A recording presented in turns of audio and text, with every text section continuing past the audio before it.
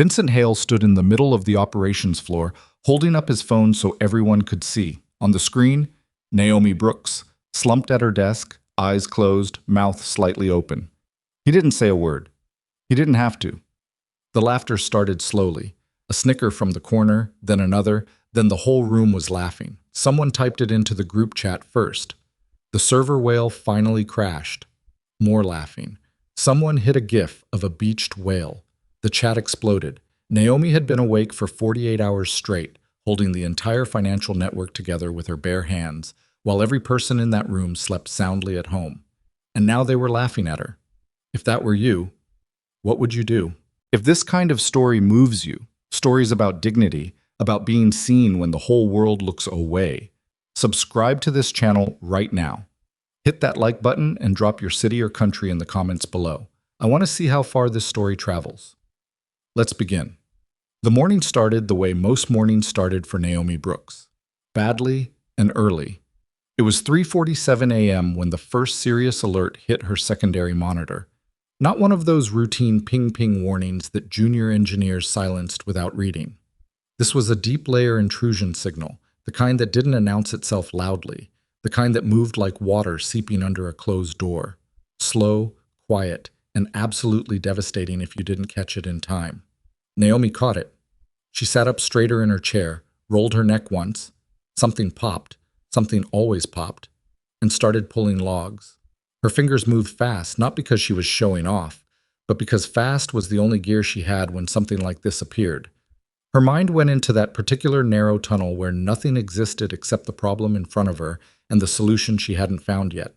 She worked alone. She always worked alone. Not because she preferred it, though she had learned to tolerate it. She worked alone because no one came to sit beside her. Not anymore. Maybe not ever, if she was being honest with herself in the blue dark quiet of 3:47 in the morning. The operations center was half empty at that hour. A few overnight engineers sat scattered across the room, some of them watching videos on their phones with the volume low, some of them asleep at their desks without anyone photographing it. Naomi noticed that. She noticed it the way you notice something that stopped hurting only because the nerve went dead. She didn't feel it exactly, but she was aware of it. The unevenness. The way the rules bent differently depending on whose desk you sat at. She didn't say anything. She never said anything. She went back to the logs. By 5:15, she had identified the entry point. By 6 o'clock, she had mapped the full scope of the infiltration.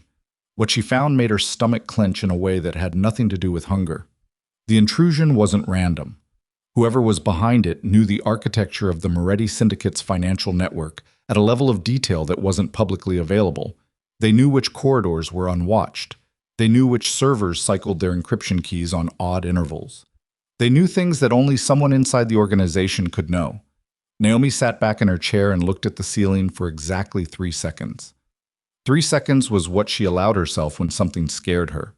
Then she leaned forward and got back to work. She drafted a full incident report by 6:30. She marked it urgent. She sent it to Vincent Hale, her direct supervisor, the man whose name appeared above hers on every org chart, the man who had once introduced her to a visiting executive as the girl who handles the back-end stuff. Not by name, just the girl. She sent him the report. She sent it to the department email list. She sent it up through every chain she had access to. Then she waited. The building filled up around 8 o'clock. People arrived with coffee cups and laptop bags and the particular kind of Monday morning energy that looks like exhaustion dressed up as productivity. Naomi watched them trickle in and said good morning to 2 of them before she stopped, because neither one responded. Not even a nod. They walked past her like she was a piece of furniture that had always been there and would always be there and required no acknowledgement. She told herself it didn't matter. She had been telling herself that for 3 years. By 9 o'clock, she had sent follow-up messages. By 10 o'clock, she had escalated again. By 11 o'clock, she had been working for 31 consecutive hours on a threat that she was increasingly certain no one was going to take seriously until something catastrophic happened, and then they would say the system failed, and they would not say her name once. Marcus Webb, one of the senior engineers, walked by her workstation and glanced at her screens. He was the type who always looked slightly amused, like he was in on a joke that the room had been telling about you for years. "Still playing with your graphs?" he said. There's an active intrusion, Naomi said. She kept her voice level. I sent the report this morning. Did you read it? I get a lot of emails, Marcus said. He walked away. Naomi turned back to her screens. She opened a fourth coffee cup. She'd lost count of which number this was, and kept working. The thing people didn't understand about Naomi Brooks, the thing that would take someone else approximately 5 minutes of observation to grasp, but that her entire team had somehow missed across 3 years, was that she was not particularly interested in recognition. She was interested in the problem. The problem was real, and it was growing, and it had roots deeper than anything she had mapped yet, and recognition could wait. Recognition could wait forever if it had to. The network couldn't. At 12:30 in the afternoon, she was still pulling threads. At 1 o'clock, she found something that changed everything. Buried inside the traffic logs, hidden beneath 17 layers of rerouted data that most engineers wouldn't have thought to look at twice, Naomi found a pattern. Not just the intrusion she'd identified that morning. A second one. Running parallel. Older.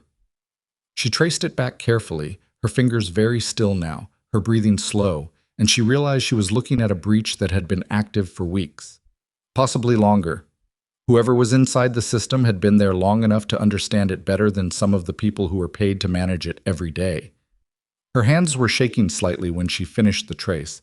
Not from fear, from the particular specific fury of someone who has been raising an alarm and has been ignored and has now discovered that the alarm was even more justified than they knew.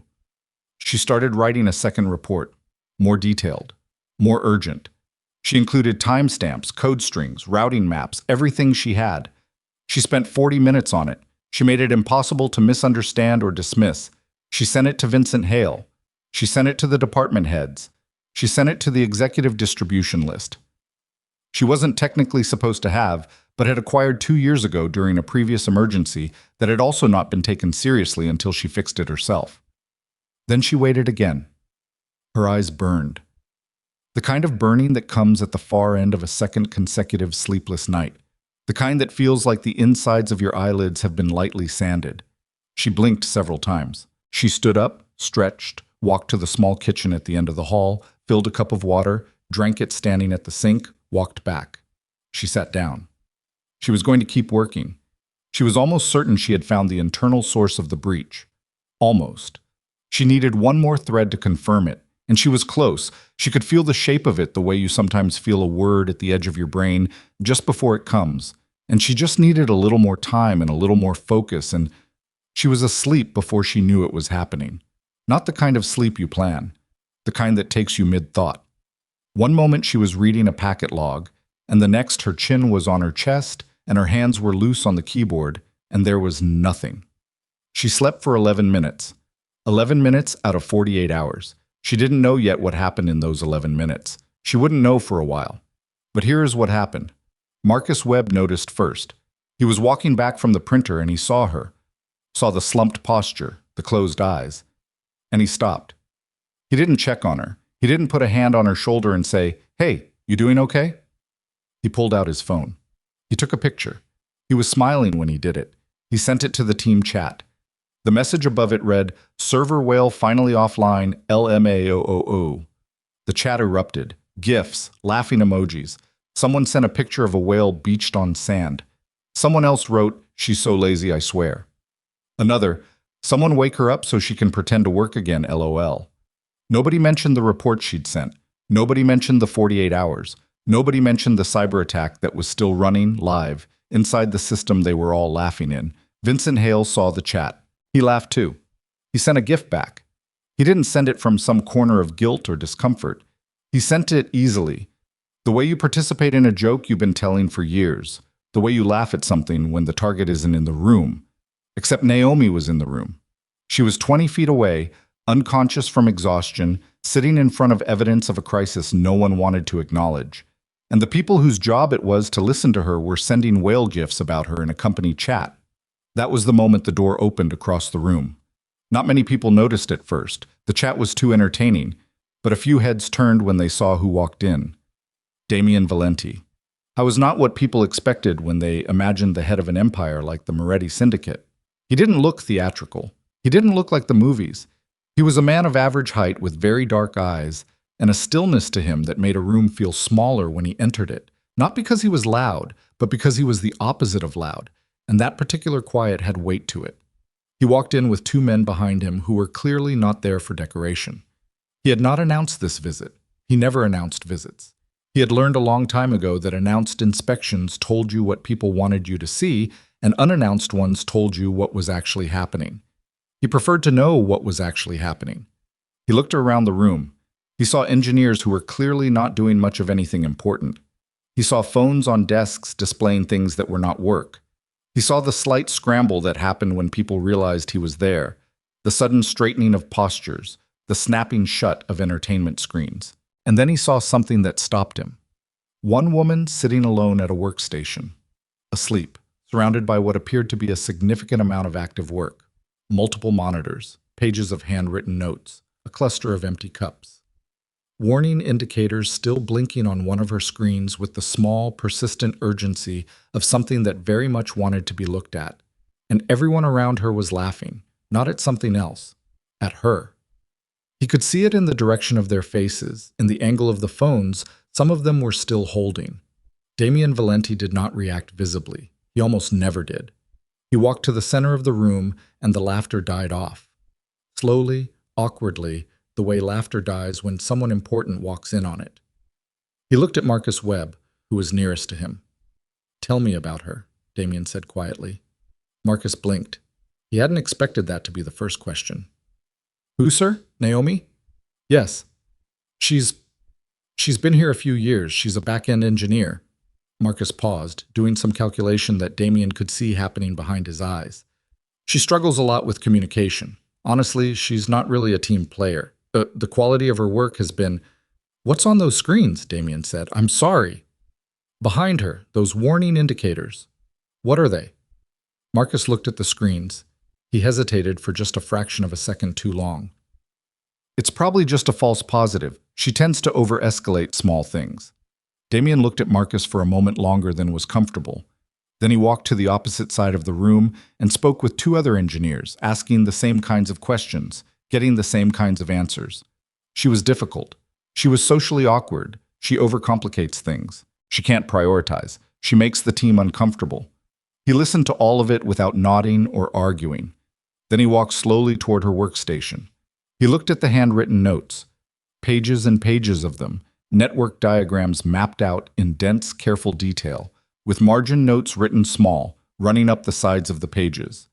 He looked at the code on one of her screens, thousands of lines, timestamps showing work done throughout the night and into the morning. He looked at the server logs on another screen, authorization stamps all bearing the same name, Brooks, N. He looked at the warning indicators. He couldn't read all of the technical notation, but he didn't need to. He understood enough to know these were not minor alerts. These were the kind of indicators that meant something was wrong and had been wrong for a while. He pulled a chair from the neighboring workstation and sat down. He waited. Naomi woke up the way people wake when they've fallen asleep without meaning to.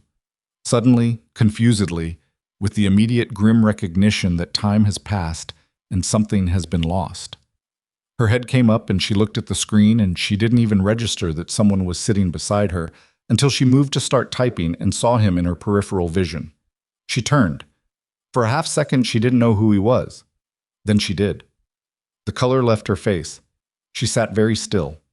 Around the room, she could feel the weight of everyone watching, the particular heavy attention of people who are waiting to see someone else get crushed. She waited for it. She had been waiting for something like this for a long time, actually. The final judgment, the termination, the moment where everything she had been enduring finally reached its official conclusion. Damien Valenti looked at her for a moment. Not the way her coworkers looked at her. Not with amusement or contempt or that particular brand of blankness that meant you had been decided upon and dismissed. He looked at her the way someone looks when they are genuinely trying to understand something they have not figured out yet. "What exactly," he said quietly, "have you been protecting?" Naomi blinked. Of every question she had expected, it was not that one. She looked at him. She looked at the screens. She looked at the pages of notes beside her keyboard, the 3 empty coffee cups, the server logs still open to the breach traces she had spent the last 30-some hours mapping. And something in her, something that had been compressed down very small under the weight of 3 years of being invisible, 3 years of being mocked, 3 years of sending reports into what felt like a void. Something in her straightened. "Everything," she said. And then she started to explain. She talked for 20 minutes without stopping. She did not soften it. She did not hedge or apologize for the technical depth. She walked him through the original intrusion detection, the secondary breach she'd found at 1 o'clock p.m., the internal architecture of the attack, the routing patterns that pointed clearly towards someone with insider knowledge. She showed him the timestamps on her reports. She showed him the distribution lists. She showed him the original alert that had come in at 3:47 in the morning, nearly 14 hours ago, and every follow-up she had sent since. She showed him what she had almost found right before she fell asleep, the thread she'd been pulling, the one that almost had a shape, the one that might tell them exactly where inside the organization this was coming from. The room was completely silent by the time she finished. Damien Valenti sat very still. His expression had not shifted dramatically across the entire 20 minutes, but his eyes had changed. They had gone from the careful blankness of a man withholding judgment to something harder and quieter and more dangerous. He had understood her perfectly. He had also understood something she didn't say, something she might not have even fully articulated to herself yet. The reports she'd sent had not simply gone unread. They had been handled. Someone had made sure they didn't arrive where they were supposed to go. He looked once around the room, at all the faces watching, at all the people who had been laughing 11 minutes ago. Then he looked back at Naomi. "Keep working," he said. He stood up. He walked toward the center of the room. He said 2 words to the man on his right, very quietly, in a tone that didn't carry to the rest of the floor. "Find Hale." The 2 words Damien said to his man didn't travel far, but they traveled exactly as far as they needed to. Leo Caruso, the quieter of the 2 men who had walked in with Damien, the one who never spoke unless spoken to and moved through rooms like someone who had spent years learning how not to be noticed, turned without a word and walked toward the corridor that led to the executive wing. He didn't run. Running attracted attention, and Leo Caruso did not attract attention. He walked at the pace of someone who knew exactly where he was going and had already decided what would happen when he got there. Damien stayed on the floor. He didn't sit back down. He stood near the center of the room with his hands loose at his sides and looked at the space around him with the particular kind of attention that made people uncomfortable because it didn't land anywhere specific. It just took in everything. Every desk, every screen, every face that was now trying very hard to look busy. Marcus Webb had found something extremely important to type. 2 engineers near the back wall were having a sudden, intense conversation about something on a monitor that had not interested them at all 30 seconds ago. The group chat was silent. No one was sending GIFs anymore. Damien walked slowly to the nearest empty workstation and sat on the edge of the desk, not in the chair, on the surface itself, 1 foot on the floor, and watched the room the way a man watches something he is about to take apart. Naomi was still working. She had gone back to her screens the moment he told her to, with a focus that had a quality of desperation in it, though not the panicked kind. The focused kind. The kind that comes when you have been trying to be heard for a very long time and someone has finally, for reasons you don't fully understand yet, indicated that what you have to say might matter. She was not going to waste that. She pulled the thread she'd been pulling before she fell asleep. She found it again. The shape she'd almost had, the pattern beneath the pattern. She started typing faster. The room stayed quiet. Then the door from the corridor opened. Vincent Hale walked in. He was a tall man, Vincent Hale, well-dressed in the careful way of someone who understood that appearance communicated authority and had built his entire professional identity on that understanding. Silver at the temples. A jacket that fit well. The kind of face that photographed decently and smiled at the right moments. The kind of face that senior executives found reassuring because it reminded them of someone they already trusted. He came in quickly, which meant Leo had delivered some version of the message that hadn't fully explained itself. He came in scanning the room, and his eyes found Damien first, and his expression did something complicated and very fast. Something that moved from surprise through several intermediate emotions and landed on a performance of calm that was, to anyone not paying close attention, convincing. Damien was paying close attention. "Mr. Valenti," Vincent said, crossing the floor toward him with his hand already extended. "I didn't know you were planning a visit today. I would have arranged—" "I know," Damien said. He didn't take the hand immediately. He let it hang in the air for just one beat longer than was comfortable, then shook it briefly and released it. "That was the point. Sit down, Vincent." There were no chairs nearby except the one at the desk Damien was perched on. Vincent pulled it out and sat in it, which put him lower than Damien by about 8 inches. Damien didn't comment on this. He didn't need to. "How long have you been department head?" Damien asked. Vincent blinked once. "Going on 4 years, sir." "And Naomi Brooks?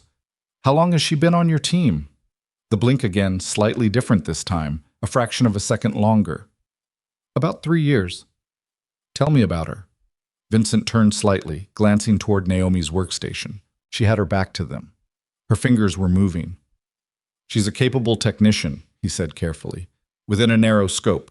She has some difficulty with—" "I didn't ask for a performance review," Damien said. "I asked you to tell me about her. What has she been doing in the last 48 hours? The pause that followed lasted approximately 2 seconds.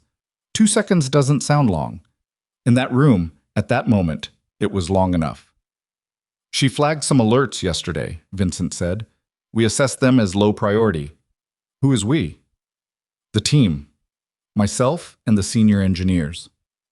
"Marcus Webb?" "Yes, among others." Damien looked at him steadily. "She sent you a report this morning." It wasn't a question. "I receive a large volume of She sent you a report at 6:31 this morning," Damien said. "She sent a second one at 1:14 this afternoon. She copied the department heads and the executive distribution list on both." He paused. "Did you read them?" Vincent's jaw moved slightly. "The first one came in before business hours. The second I hadn't had a chance to—" "It is now 4:17 in the afternoon, Vincent." The room was absolutely silent. Someone near the back had stopped pretending to type. Marcus Webb had gone very still at his desk, staring at his screen with the frozen concentration of a man hoping to become invisible. Vincent said nothing for a moment. Then, "I understand your concern, and I take full responsibility for—" "What is she working on right now?" Damien said. "Right now? What is on those screens behind her?" Vincent looked. He looked at the monitors, at the cascading logs, at the network diagram she had pulled up on the center screen showing 2 overlapping intrusion pathways mapped with timestamps. "She's monitoring the—" "She found an active breach," Damien said. 2 of them. One running since this morning. One that has been running for weeks. She found both of them last night and this morning, and she sent you reports on both of them, and those reports did not reach the people they were addressed to." He leaned forward slightly. "Why didn't they reach them, Vincent?" The quality of the silence in the room changed. It was the same quiet, but something underneath it shifted, the way a floor shifts when you realize the thing supporting it isn't what you thought it was. Vincent Hale looked at Damien Valenti, and for the first time since he'd walked into the room, the performance of calm slipped. Not dramatically, not in some obvious way. It slipped the way a mask slips when the person wearing it is very tired or very frightened, just a fraction of an inch, just enough to show what was underneath. "I'll need to look into that," he said. "Yes," Damien said, "you will." He said it in a way that meant something different from its surface meaning. Vincent understood this. The color changed slightly in his face. Damien stood up from the desk edge, smoothed the front of his jacket with one hand, and walked back toward the center of the room without looking at Vincent again. He stopped beside Leo, who had returned from wherever he'd been and was now standing quietly near the door, and said something low that no one else could hear. Leo nodded once and took out his phone. Vincent Hale sat in the chair he had been put in and did not move for a moment. Then he stood up, adjusted his jacket, and walked back toward his office with the particular careful gait of a man who is calculating very rapidly and not liking the results. The door to his office closed. Naomi had not turned around during any of this. She had heard it, every word. The acoustics of the operations floor were not forgiving of quiet conversations. And this had not been a quiet conversation exactly, just a controlled one. She had heard her name used in ways it was not usually used in this building. Not as a punchline, not as a subject of complaint, but as a reference point, a fact, something being investigated. She had heard Vincent stumble, which was something she had imagined but never actually witnessed, and the reality of it was stranger than she'd anticipated. She had expected to feel satisfaction. What she felt instead was something closer to dread, because she understood enough about how this organization worked to know that when something started moving in this direction, it didn't stop. She kept working. At 4:45, she found the thread. She sat back in her chair and stared at what was on the screen, and for a moment she did not breathe. The internal routing, the specific server pathway, the secondary breach had used to embed itself deep enough that it could avoid standard security sweeps. It didn't use an external entry point. It used an internal one, an internal authorization credential that had been used to open a maintenance channel and then never properly closed, a channel that had last been legitimately used 4 months ago. She looked at the authorization credential attached to it, Hail V. She looked at it for a very long time. It could be credential theft. It was possible. It happened. Someone gets access to a supervisor's login through phishing or a stolen device and uses it to move inside a system because that level of access doesn't trigger the same alerts as an unknown external entity. It was possible, but her hands were shaking again, and this time it was not from exhaustion. She started pulling the full usage history of that credential. She wanted to know every time it had been used, every channel it had touched, everything it had done inside the system going back as far as the logs would allow her to see. She set the query running. It would take several minutes, and she sat there watching the progress bar and listening to the sound of the room around her, the soft percussion of keyboards, the distant murmur of a conversation near the back, and under all of it, a new and particular kind of quiet that had settled over the floor since Damian Valenti had walked in and not left. The query came back. She read the results. Then she stood up, pushed her chair back carefully, picked up the 2 most recent pages of her handwritten notes, and walked across the floor to where Damian Valenti was standing near the windows with Leo Caruso. Everyone in the room watched her do this. She walked without hurrying and without looking at anyone else, and stopped a respectful distance from the 2 men and waited until Damian looked at her. "I need to show you something," she said. He didn't ask what. He just moved slightly, creating a space beside him that was clearly an invitation. She laid the pages on the surface of the nearest empty desk and pointed to the credential string she'd written at the top of the second page, and then to the timestamp column beside it, and then to the maintenance channel pathway she'd mapped below it. She walked him through it the same way she'd walked him through everything else, methodically, without drama, without editorializing. She showed him what the evidence said and let him read it. Damian looked at the pages for a long time. Then he said, very quietly, "Are you certain?" "The credential trace is direct," she said. "I can't tell you yet whether his credentials were stolen or whether he used them himself. But I can tell you that this specific channel was opened using his authorization and has been active for 11 weeks. Damian looked at Leo. Leo had already taken out his phone again. "Stay at your desk," Damian told Naomi. "Don't discuss this with anyone. Not anyone." His eyes moved briefly across the room and back to her. "Can you keep tracing?" "Yes." "Then trace." She walked back to her desk. Behind her, she heard Damian say 3 words to Leo that she couldn't quite make out. She heard Leo's footsteps cross the floor, heard the operations center door open and close. She heard Damian move. She heard, several minutes later, the particular sound of Vincent Hale's office door opening. Not the way it opened when he came out voluntarily, but the way it opened when someone else opened it from the outside. She didn't look. She kept her eyes on the screen. She kept tracing. In the small glass-walled office at the far end of the floor, Vincent Hale was having a conversation he had not been prepared for and could not control. Damian Valenti stood on one side of the desk, and Leo stood near the door, and Vincent sat where he always sat, in the large chair behind the desk that he had chosen himself, that he had brought from his previous office, that had been a deliberate statement of permanence, and for the first time in 4 years, that chair did not help him. 11 weeks, Damian said. "I don't know what she thinks she found," Vincent said. His voice was steady. He had recovered some of the ground he'd lost on the operations floor. "I was good at this, at recalibrating, at finding the angle, at making uncertainty work in his favor. Credentials get compromised. It happens to everyone. If someone used my authorization string, your authorization string opened a maintenance channel that has been feeding live financial routing data to an external address for 11 weeks, Damian said. "That's not a compromise, Vincent. That's an operation." "I'm not aware of—" "Stop." Damian said it quietly. Just the word. Nothing else. The kind of stop that means the next thing you say will be held against you in ways you can't predict, and the only reasonable response is silence. Vincent was quiet. "Who's it us?" Damien said. "I told you, I'm going to know the answer to that question in approximately 4 hours, regardless of what you tell me right now," Damien said. "What you tell me right now is the only variable you still have any control over. Think about that carefully before you decide how to use it." Vincent looked at the desk in front of him. He looked at his own hands. His expression had gone somewhere inward and dark, working through something, calculating the angles the same way he had always calculated angles, looking for the move that kept him viable. He had been doing this his whole career, reading rooms, reading people, finding the exit before anyone else saw the door.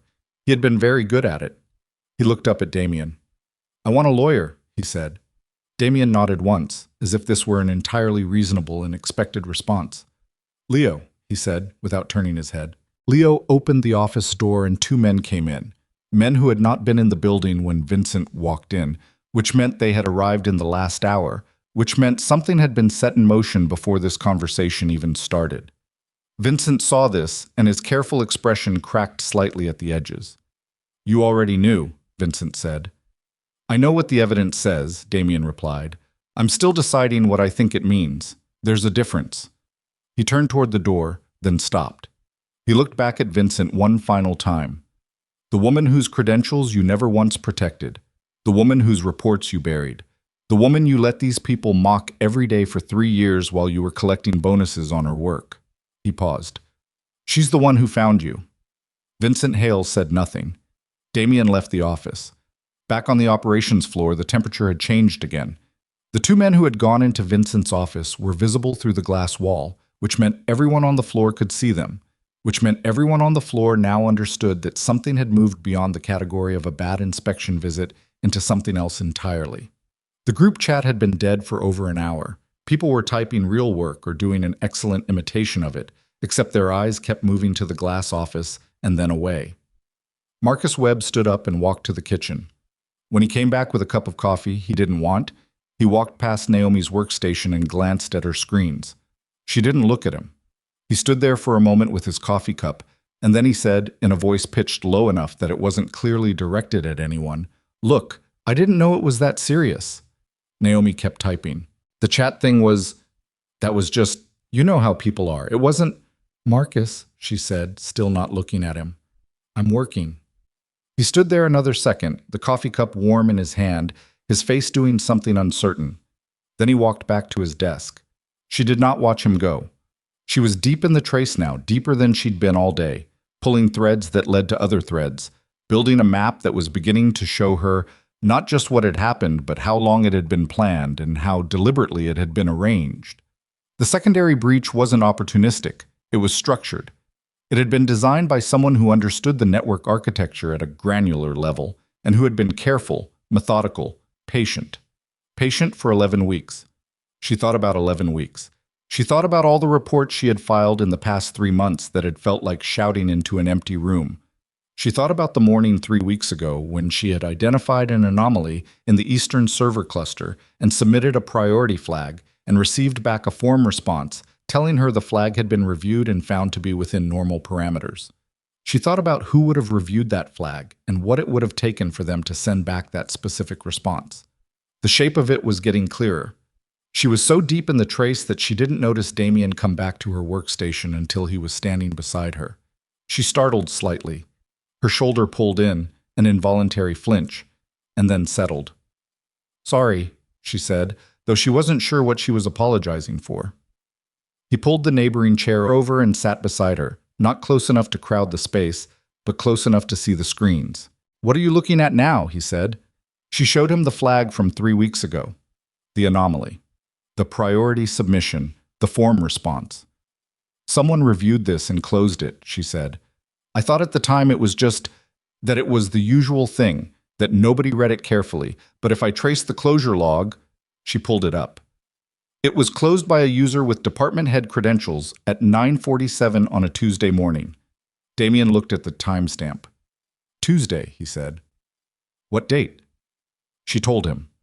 Something moved in his face, very briefly, that she couldn't read. "That was the day of the quarterly review presentation," he said. The one where the department heads present their security metrics to senior management. She looked at him. Vincent Hale presented that Tuesday, Damien said. He presented a security infrastructure report that showed a 32% improvement in threat detection year over year. Naomi looked back at her screen. The closed priority flag. The form response. The timestamp. He closed my flag 2 hours before he walked into that presentation room, she said. The sentence sat between them for a moment. How many flags did he close? Damien said. She had already started pulling the query. The results came back. She looked at the number and something in her chest went tight and cold. 14, she said. In the last 7 months, 14 priority flags submitted by me were closed at the department head level before they reached senior management. 11 of them were closed within 24 hours of a scheduled executive presentation. Damien was very still. He was cleaning the board, he said not loudly, mostly to himself. Before every meeting, she said. So the metrics looked clean, so nobody asked questions. So the numbers he presented were built on suppressed data. She nodded. Outside the glass office, one of the men who had come in had a phone to his ear. Through the glass, she could see Vincent Hale sitting in his chair, very upright now, very still, with the particular stillness of someone who has run out of calculations. Damien sat beside Naomi for a moment longer, looking at her screens. Then he said quietly, almost casually, "How long have you been doing this?" She didn't pretend to misunderstand the question. "Which part?" "Working this hard in a room full of people who treated you like that." She thought about it. Not the years. She knew the years. She thought about the specific texture of it, the morning she'd eaten lunch alone in a stairwell because she couldn't sit in the break room anymore without someone making a sound when she walked past. The afternoon she'd submitted a proposal for a system upgrade that was adopted 6 months later under Vincent's name, with no attribution. The day Marcus Webb had stood behind her at the printer and said something to the man beside him in a low voice that she wasn't supposed to hear, and she'd heard every word. "Long enough," she said. Damien nodded. He looked at the screen. He looked at the 14 suppressed flags, the timestamps, the cascading proof of a system built to keep her work invisible and her voice silent. Then he said, "Not anymore." He said it simply, the way you say something when you mean it without wanting credit for it. Then he stood up and walked back toward the center of the room, and she watched him go for just a second before she turned back to her screens. She had more to trace. She was still working when the secondary door at the far end of the floor opened and 2 additional men came in. Men she didn't recognize, men who carried themselves like people with a specific task and a specific authority, and walked directly to the server room access point and began working on the physical hardware. Nobody laughed. Nobody sent any gifts. Marcus Webb's desk was visible from where she sat, and she could see without meaning to look that his coffee had gone completely cold and he hadn't touched it in over an hour, and his screen showed a document he hadn't scrolled in 40 minutes, and his eyes kept going to the server room door and then to Vincent's glass office, and then, once briefly, to Naomi's workstation. When he looked at her this time, his expression was different. Not sorry. She didn't think Marcus Webb had fully arrived at sorry yet. Something earlier than sorry. Something in the neighborhood of the first moment you understand that a story you've been telling yourself about someone isn't the story they were living. She looked away before he could read anything in her face. She went back to the logs. At 6:11 in the evening, working by the light of her monitors in a room that had grown dim as the outside darkened, and no one had thought to turn the overhead lights up, Naomi Brooks found the external address, the one the data had been feeding into, the one at the end of the 11-week pipeline. She stared at it. She cross-referenced it. She ran it twice more to be certain. Then she sat very still with her hands in her lap and looked at what she had found and understood that this was no longer simply about her department or her suppressed reports, or even Vincent Hale and his 14 closed flags. This was larger. The address belonged to a competitor, not a small one. A rival organization with enough resources and enough motive to have spent 11 weeks quietly siphoning financial routing data that would tell them exactly how the Moretti syndicate's money moved, where it went, and where it was most exposed. If they had 11 weeks of that data, they had enough to act on it. They might already be acting on it. Her hands moved to the keyboard and she started typing the most important report she had written in 3 years of writing reports into what felt like a void. Except this time she knew who was in the building, and this time she knew it would be red. And this time the shape of what she'd found was too large and too urgent and too concrete for anyone to close with a form response and a timestamp. She finished the report. She looked up and found Damien Valenti standing directly across the room, watching her from near the windows. And something about the angle of his posture told her he had been standing there for a while. She held up one finger, 1 minute, and attached the external address documentation to the report, and hit send, and then stood up and walked across the floor toward him. And the room watched her do it, and this time the weight of those eyes felt entirely different. She stopped in front of him. "They have a buyer," she said. His eyes sharpened. "Who?" She told him the name of the competitor organization. The room behind her was completely, utterly silent. Damien looked at her for a moment. Then he looked at Leo, who was already on the phone, stepping through the door into the corridor, his voice dropping below hearing as soon as the door swung shut. Damien looked back at Naomi. "How long do we have?" he said. "If they're smart," she said, "and they are, they've been patient for 11 weeks. They'll move within 48 hours of confirming the pipeline was discovered." She paused. "Which means they might already know. The moment Vincent's credentials stopped generating normal traffic, if anyone was watching the output, they'd notice the silence," Damien said. "Yes."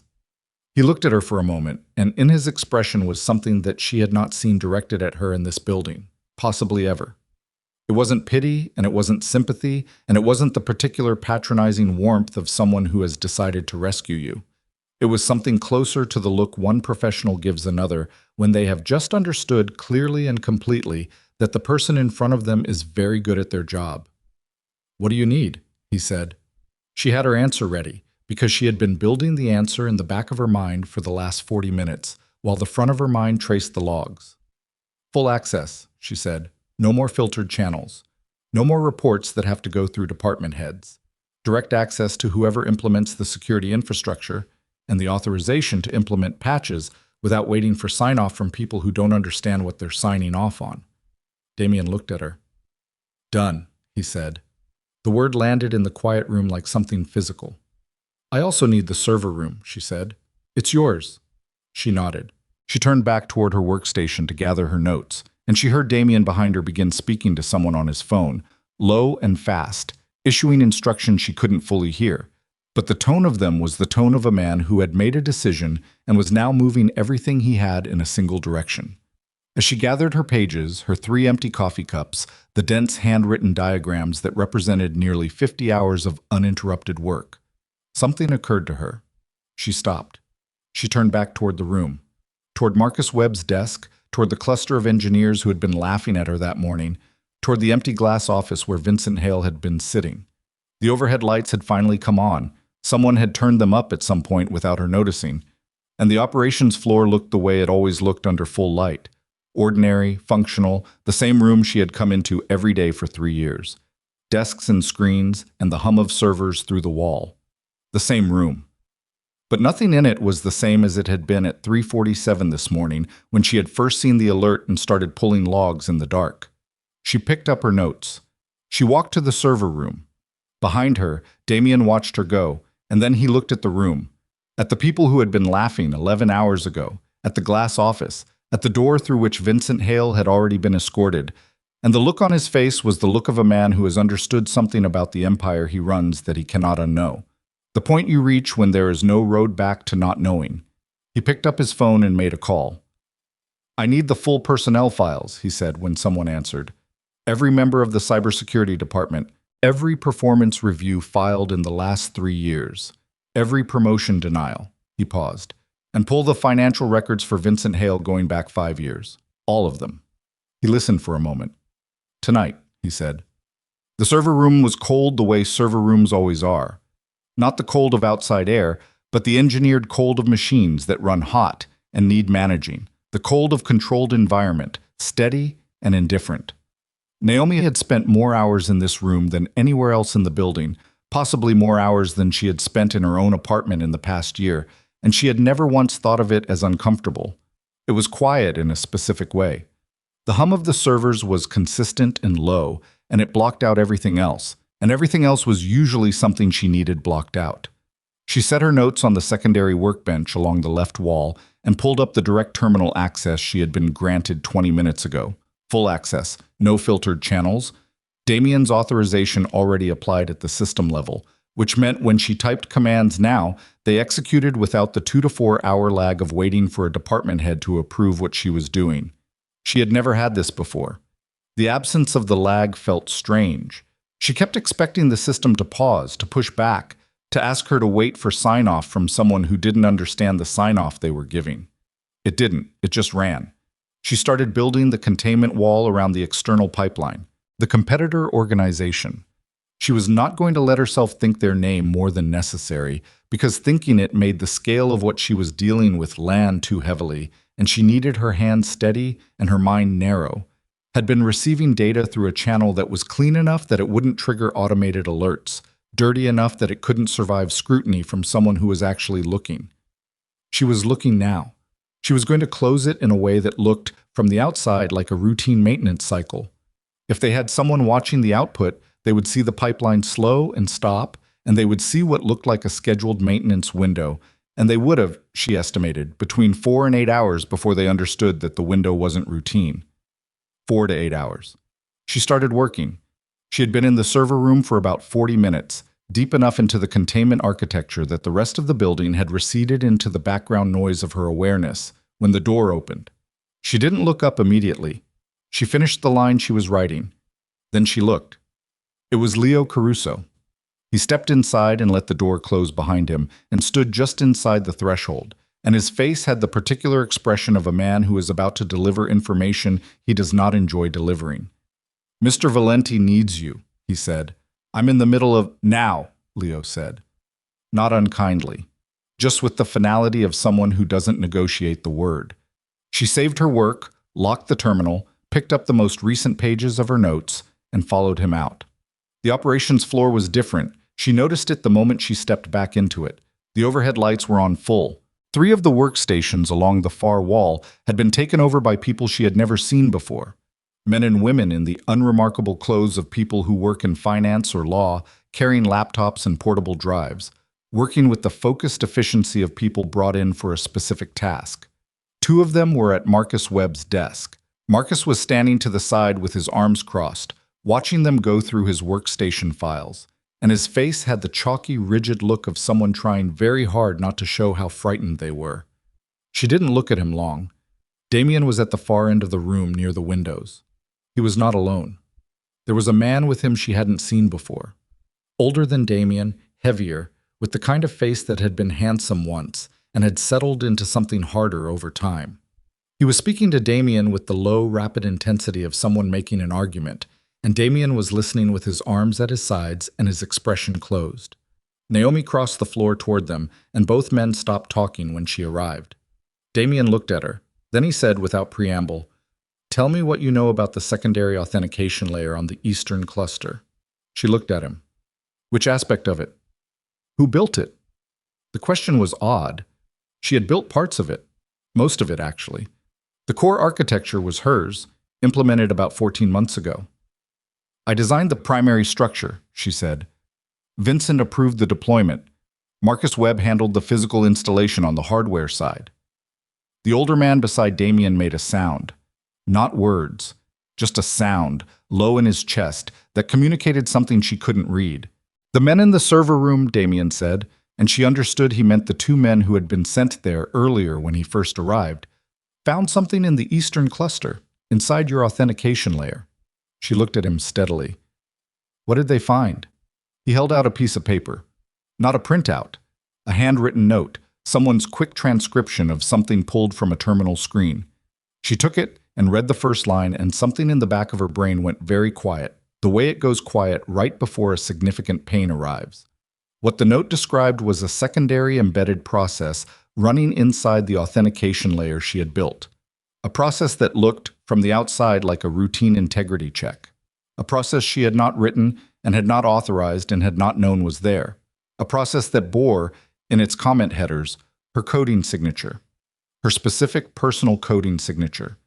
The annotation style she had developed over years of working alone.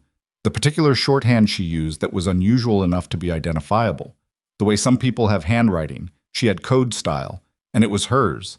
And it was inside a malicious process embedded in the architecture she'd built. She read it twice. She looked up. "This isn't mine," she said. The older man said, "The signature." "I know what the signature says," Naomi said, and her voice came out flat and hard in a way she hadn't planned. "I'm telling you the process isn't mine. I didn't write it. Someone wrote it in my style and embedded it in my architecture after deployment." "Can you prove that?" the older man said. She looked at him for the first time directly. He had the tone of someone who was not hostile, but was also not on her side, someone holding a position at the exact midpoint between those two things. An investigator's tone. A man whose job was to not believe anything until it was demonstrated. "Yes," she said. "How?" "My version control records," she said. "Every piece of code I write is time-stamped and stored in my personal development log. The process in the cluster is not in those records, which means either it was written by someone who cloned my style, or, and this is more likely given what I've found today, it was written by someone who had access to my stored code samples and used them as a template." "Who has access to your stored code samples?" Damien said. She paused. The pause was not dramatic. It was the pause of someone doing a genuine inventory. "Department-level access includes the code repository," she said, "which means anyone with senior engineer credentials or above." She stopped. "Vincent has those credentials. Had them." "Had them is correct," the older man said. "His access was revoked 40 minutes ago." She nodded. "Then his access logs from the last 11 weeks will show whether he was inside the repository, whether he pulled files, whether he—" She stopped again, and this time the pause was different. "He would have needed something else too. He would have needed the passphrase for my development environment. That's not in the shared repository. That's mine alone." A silence. "Is it written down anywhere?" Damien asked. "No." She thought about it. "I change it every 90 days. "When did you last change it?" She thought. 12 weeks ago." The numbers sat in the air. The secondary breach had been running for 11 weeks. She had changed her passphrase 12 weeks ago. If someone had accessed her development environment and taken her code samples in that 1-week window before the breach started running, they would have had everything they needed to build a process that looked like hers. The older man was watching her face as she worked through this. He said, "The question that concerns us, Ms. Brooks, is this.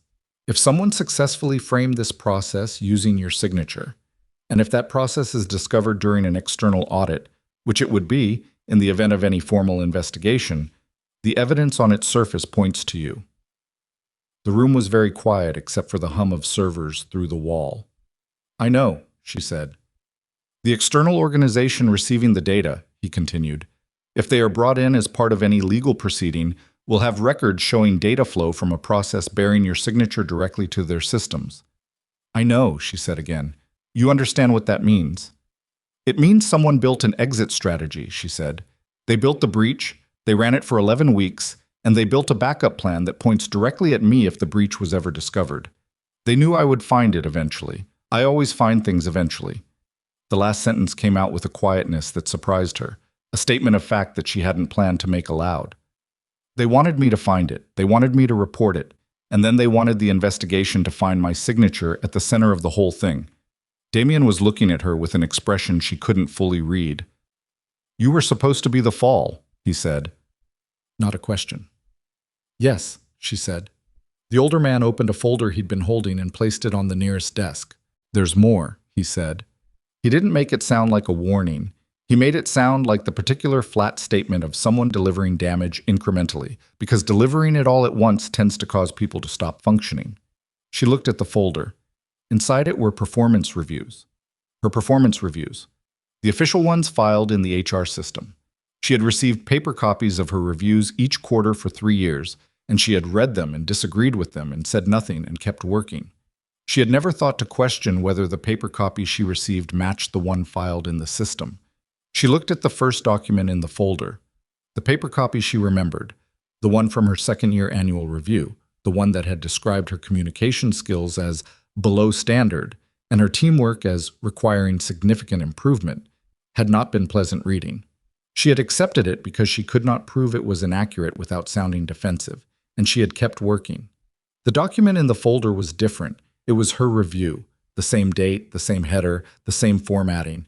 But the specific language was different, and the different language was worse in a very calculated way. The version in the HR system described her work quality as frequently inaccurate and requiring correction by senior staff. It described her as resistant to feedback and potentially disruptive to team function.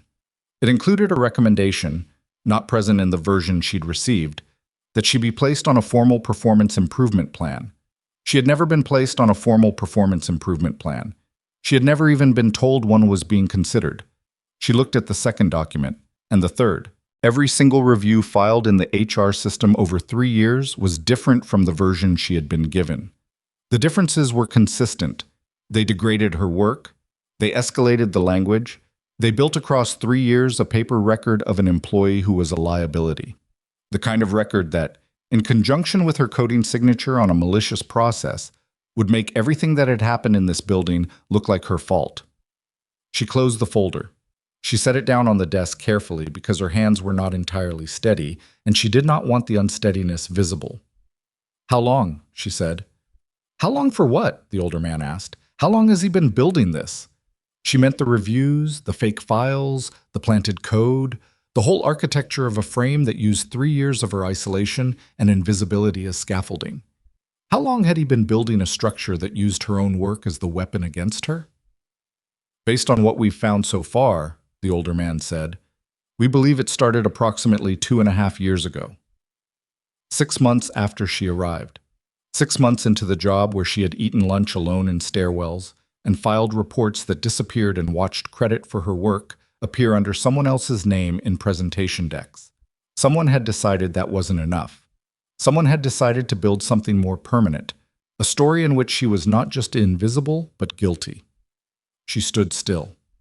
The operations floor was around her with its lights and its hum and its cluster of investigators going through files, and she stood at the center of it and felt the specific weight of understanding how long something has been true without your knowledge. It is a different weight from other kinds of bad news. It has a retroactive quality. It reaches back and recolors everything you thought you were experiencing. All the time she had told herself that the dismissal was just how things were. All the time she had decided the isolation was her own fault somehow, her lack of social skill, her difficulty connecting.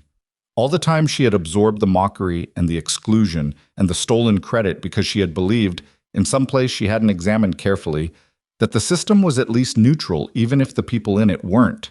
The system had not been neutral. The system had been aimed at her. Damien was watching her. He had not looked away. He said quietly, so that the older man and the others in the room were not the audience, "You're still standing." She looked at him. "Most people," he said, "would not be." She didn't know what to say to that. She didn't try to say anything to it.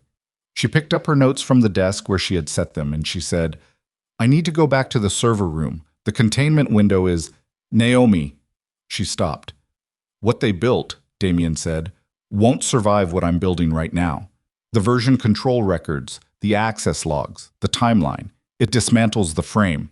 But I need you to keep working because right now the only thing between that competitor and 11 weeks of data is what you're building in that server room, and the frame doesn't matter if the damage is already done."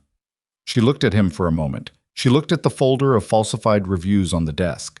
She looked at the investigators at Marcus Webb's workstation, at the glass office where Vincent was no longer visible because he had been moved somewhere else in the building, somewhere she couldn't see. "I know," she said. She went back to the server room. She sat down at the terminal and unlocked it, and for 30 seconds she did not type. She sat with her hands in her lap and breathed, in and out. She let herself have 30 seconds, which was 10 more than she usually allowed, because what she had just been handed required more than 3 seconds of ceiling staring to process, and she was done pretending otherwise. Then she started typing. The containment architecture she was building was the most complex thing she had ever built under pressure. Normally she built things like this in calm, with time to test, with the ability to run simulations before implementation. Right now she was building it live, on a running system, in a compressed window, while being aware that somewhere on the other end of the pipeline, a sophisticated organization might already be watching for exactly this kind of intervention. She built carefully. She built fast. Both at the same time, which was a contradiction her body had learned to hold the way some people learn to drive in traffic. The muscle memory of crisis. At some point, the door opened and someone set a cup of coffee on the bench beside her without speaking. She didn't look up. She said, "Thank you," to the room and kept working. She finished the primary containment wall at 8:43 p.m. She tested it. It held. She ran a secondary verification pass. The pipeline was sealed. From the external end, it would look like a maintenance window. From the internal end, it looked like a system running normally, except that the channel that had been bleeding data for 11 weeks was now closed, quietly and cleanly, with no dramatic shutdown that would trigger alerts. She sat back. Her neck ached. Her eyes ached. The coffee on the bench beside her was still warm, which meant it hadn't been there long, which meant someone had been checking on her, which was an unfamiliar enough experience that she noticed it. She drank the coffee. She looked at the terminal. She looked at the sealed pipeline. Then she opened a new query window and started looking at the embedded process, the one with her signature, the frame. Because the containment was built and the immediate crisis was managed, but the thing that could still destroy her was sitting inside the authentication layer she had built, and it had her name on it, and she was not finished with it yet. She pulled the comment headers. She looked at the annotation style. Someone had been very good. They had studied her code carefully, looked at enough samples to replicate the patterns, the way she organized nested conditionals, the particular shorthand she used for loop variables, the specific format of her timestamp comments. It was close enough that a non-expert looking at both versions would see the same hand. She looked at it for a long time, and then she saw it. Small. So small that she almost passed it. A single line in a secondary function, a comment annotation that followed her general style but used a phrasing she would never use. 3 words in a particular order that she never put in that order because she had a different convention, a convention so personal it wasn't documented anywhere, not in any standard she'd been trained on, just a habit of her own mind developed over years of solo work. She would have written it differently. Whoever wrote this had gotten almost everything right. Almost. They had studied her code carefully and replicated the patterns with real skill and gotten almost everything exactly right. But not this. Not this 3-word sequence in a comment on line 847 of a secondary function that most investigators would not look at closely because the primary signature was on the high-visibility lines, and the comment headers and the structure, not buried deep in a supporting function. She printed the page. She circled the line in pen. And then she did something she hadn't done since she was maybe 23 years old and new to this field, and still made the mistake of trusting her own instincts without cross-referencing. She pulled every piece of code she could access that had been written by Marcus Webb, going back 2 years, and started reading comment annotations. She was looking for that 3-word sequence. It took her 24 minutes. She found it on page 9 of a routine maintenance script Webb had filed 18 months ago. Same 3 words. Same order. His natural convention, his habit, his particular arrangement that showed up 3 more times across the files she was pulling. A convention that was not hers. A convention that was his. She sat with this for a moment. It was not a simple feeling. It had layers. She had known Marcus Webb for 3 years. She had endured 3 years of his particular brand of contempt. The comments, the laughter, the gifts, the way he looked through her in meetings as if she were furniture. She had never thought of him as a threat beyond the ordinary threat of daily cruelty. She had never thought he was capable of something constructed, something patient, something that required the sustained effort of studying her work carefully enough to replicate it. But someone had done that. Someone who had studied her code that closely was not someone who had decided she was irrelevant. You don't study someone you think is irrelevant. You study someone you consider dangerous. The realization arrived with a peculiar quality. Not triumph, not vindication, but something colder than either of those. The understanding that the contempt and the study had always existed simultaneously. That she had been being watched and used and set up by the same people who had been loudest in calling her nothing. She picked up her printed page with the circled line. She opened the server room door. On the operations floor, Marcus Webb was still there. He had not been asked to leave, possibly because leaving at this point would look like fleeing. He was at his desk with his arms crossed and his face arranged into the careful blankness of someone holding very still, and he was watching one of the investigators at the far end of the floor with the concentrated attention of someone tracking a threat. He looked up when Naomi stepped out of the server room. Their eyes met across the floor, and she saw it. Just for a second, barely a second, the length of a single blink. She saw something in his expression that was not contempt, and was not amusement, and was not the blankness of carefully managed fear. It was something rawer, something that recognized her, and was afraid of her in a way that had nothing to do with her weight, or her silence, or the 3 years of whale gifts. He was afraid of what she knew. She crossed the floor toward Damien. She set the printed page on the desk in front of him, the circled line visible, and placed beside it the 3 pages from Marcus Webb's code files where the same sequence appeared.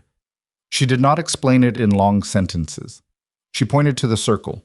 She pointed to the comparison pages. She said, "Vincent built the frame, but he didn't write the code." Damien looked at the pages. He looked at the circle. He looked up at Marcus Webb. Mark's carefully arranged blankness was gone. He stood up. The chair rolled back behind him. He looked at the pages in Damien's hands, and his face did something complicated and fast and not fully controlled, and then he said, "I want a lawyer." Same 4 words Vincent Hale had used, different voice, less confident.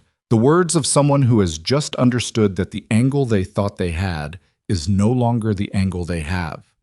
Damien looked at Leo. Marcus Webb was still standing. He hadn't moved toward the door. He seemed to understand that moving toward the door was not an option.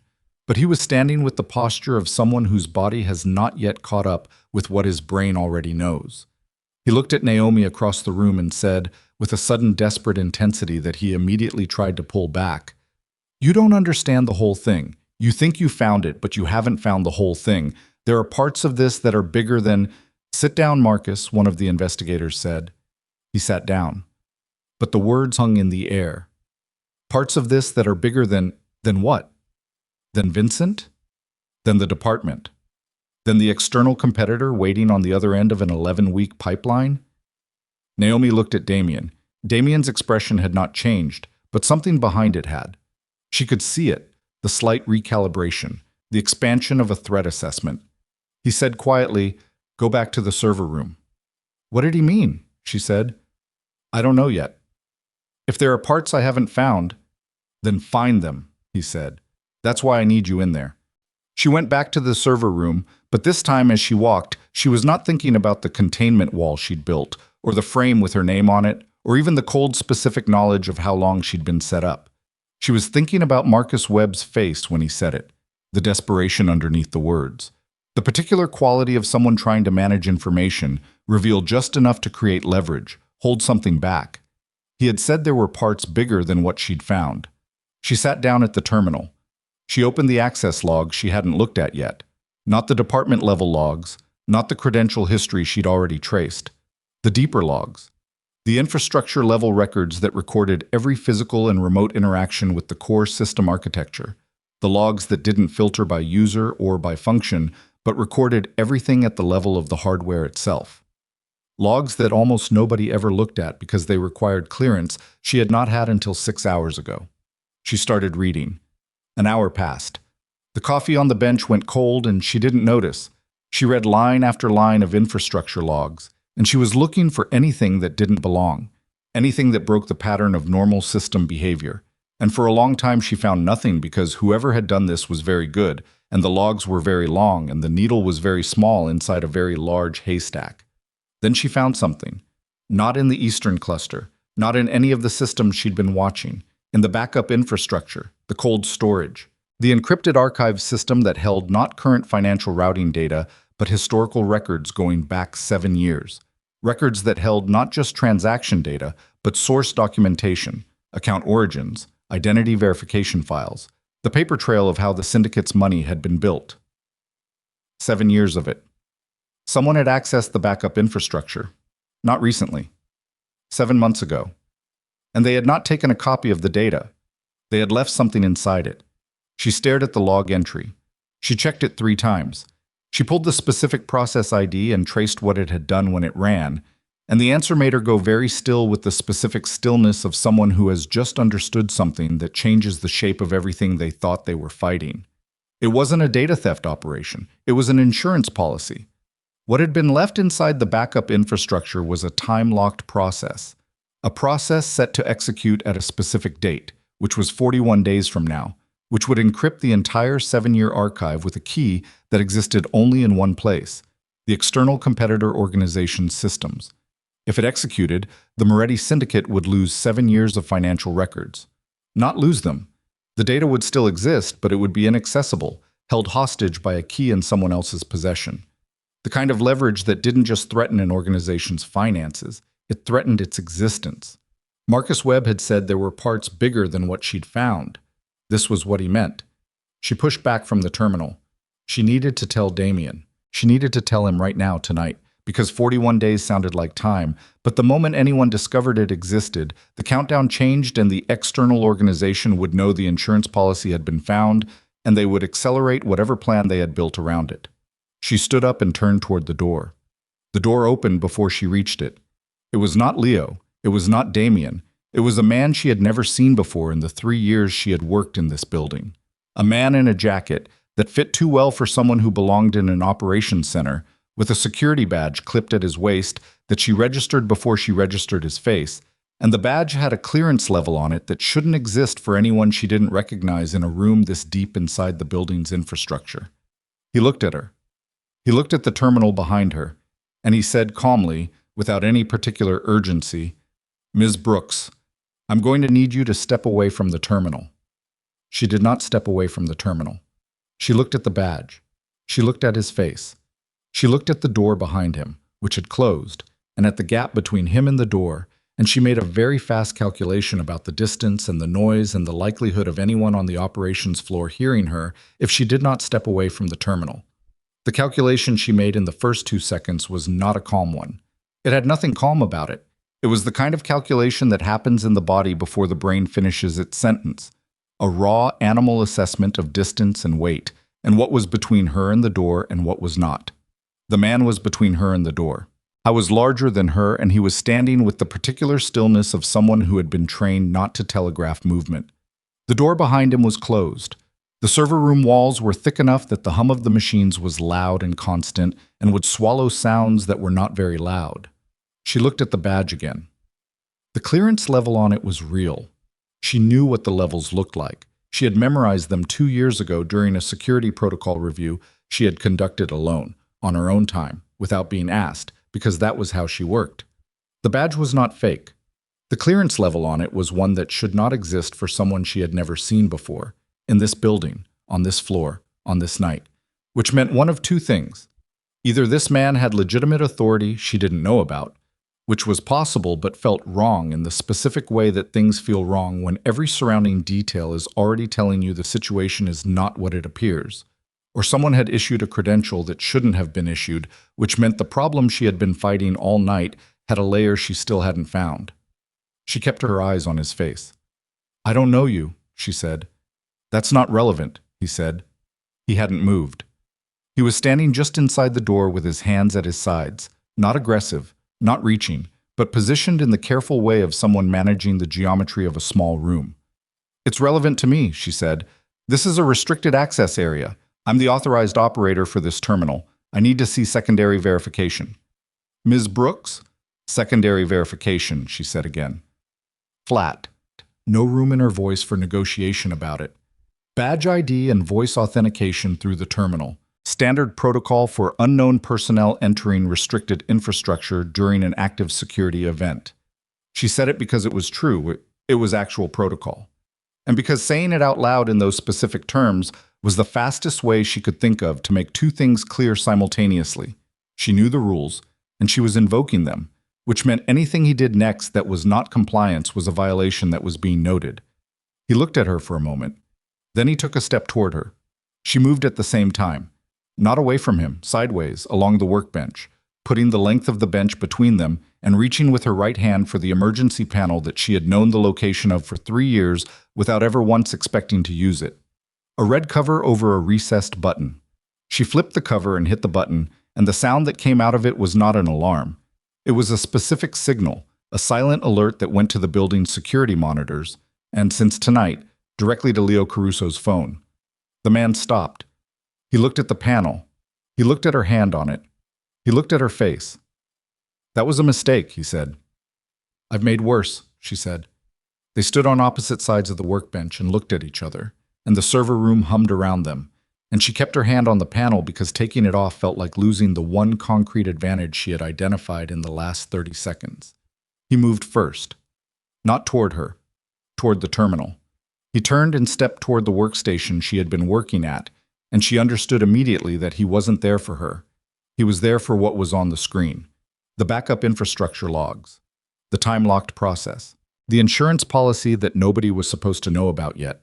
She moved without deciding to. She reached the terminal at the same moment he did, and she put both hands on the keyboard and started typing. Not to access anything new, but to lock everything down. To push the full session state into an encrypted cache that required her specific credentials to access. Credentials that were in her head and nowhere else. Her fingers moved fast, and she was aware of him right beside her, close enough that she could hear him breathing, and she kept typing. He grabbed her wrist. Not violently, firmly. The grip of someone trained to restrain without causing immediate injury, which told her something about what category of person this was. Not someone sent to hurt her, someone sent to stop her, which was in some ways worse because it meant the goal was the data, and she was an obstacle to the data rather than the target herself.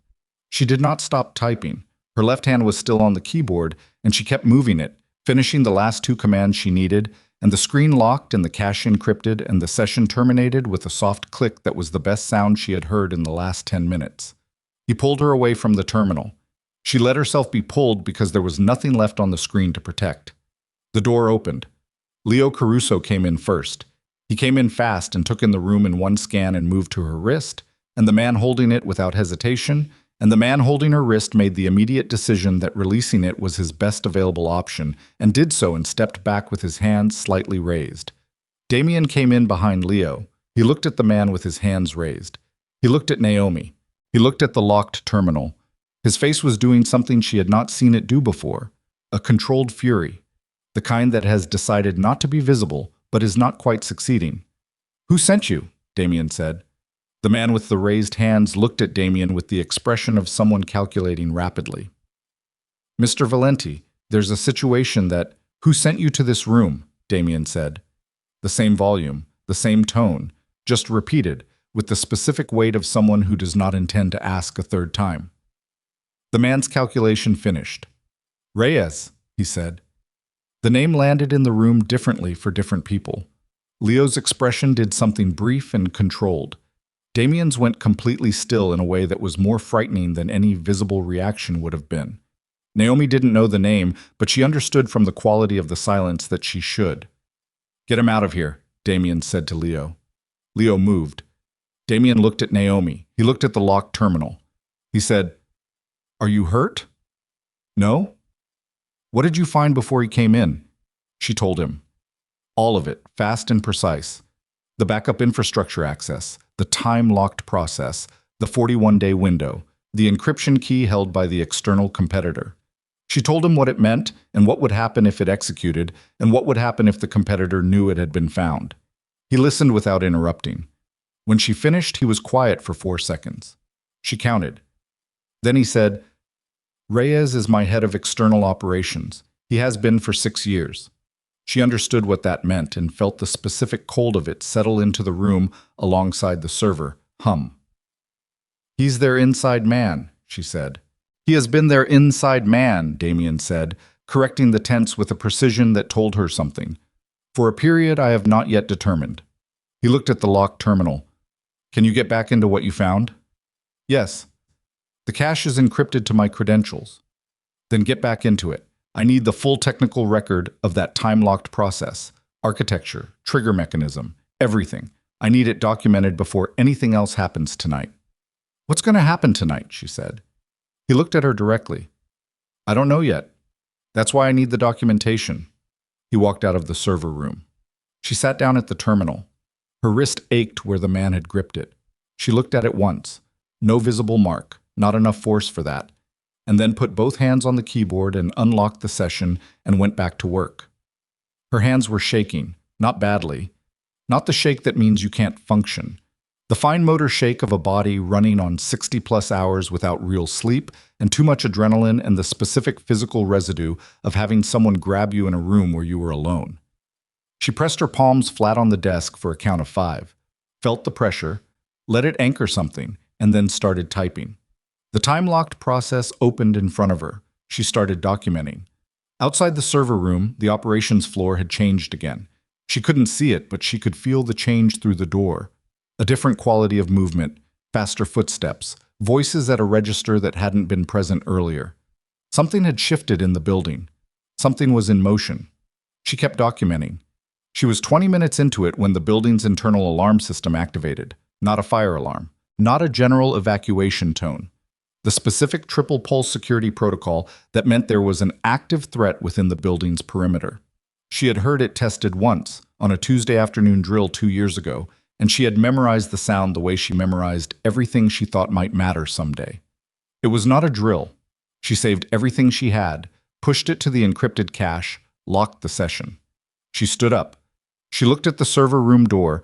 She thought about what was on the other side of it, and what the smart move was. And the smart move was staying in the server room where the door locked from the inside and waiting for the situation to clarify. She stayed. She sat back down and unlocked the terminal and kept documenting because the alarm being active didn't change the fact that the documentation needed to exist, and it needed to exist in the next however many minutes before something happened that made it harder to create. 8 minutes passed. The alarm stopped. Silence, which was in some ways worse.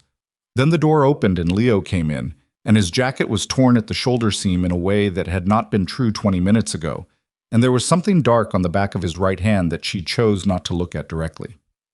"Come with me," he said. "The documentation, bring what you have." She pulled the session into a portable encrypted file on a drive she kept on her person, a habit from years of not trusting that what she saved to the network would still be there when she came back, and she stood up and followed him out. The operations floor was unrecognizable, not physically.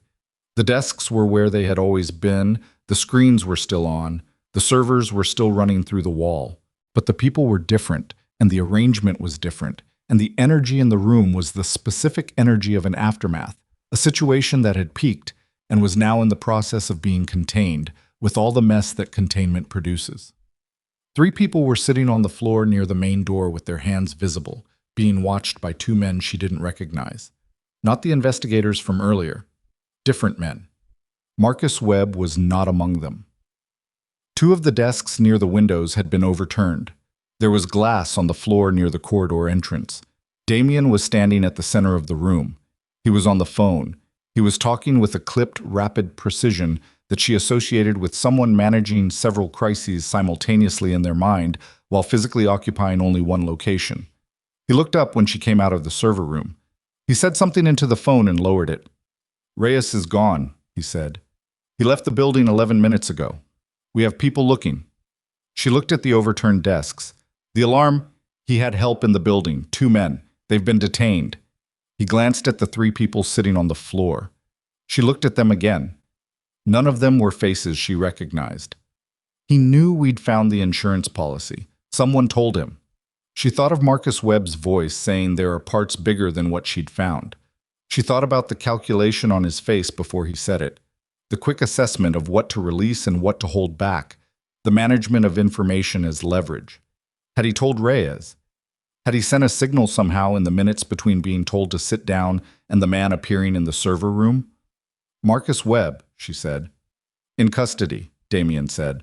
"He had a phone he wasn't supposed to have. We found it after the alarm activated." He paused. "He made 1 call, 43 minutes ago." She did the math. 43 minutes ago, she had been in the server room, finding the time-locked process, and Marcus Webb had been sitting at his desk on the operations floor watching the investigators, and being careful, and sending 1 call that he knew was his last available move. "The external competitor knows we found it," she said. "Yes." "Then the 41-day window doesn't mean anything anymore," she said. "They'll accelerate the execution. They'll try to trigger the time lock early." "How early?" Damien said. She thought about it. Not the optimistic version, the version where they were smart and fast and had been planning for the discovery of the insurance policy the same way Vincent had planned for the discovery of the breach, with a backup, with an acceleration protocol, with something ready to move. "Hours," she said. "Not days." Damien looked at her for a moment, then he said, "Can you stop it?" She thought about the time-locked process, its architecture, the encryption key that existed in the competitor's systems, the trigger mechanism she had documented in the last 20 minutes. There were two ways to stop it. One was to find and destroy the key before it could be deployed, which required access to the competitor's systems that she absolutely did not have and could not get in hours.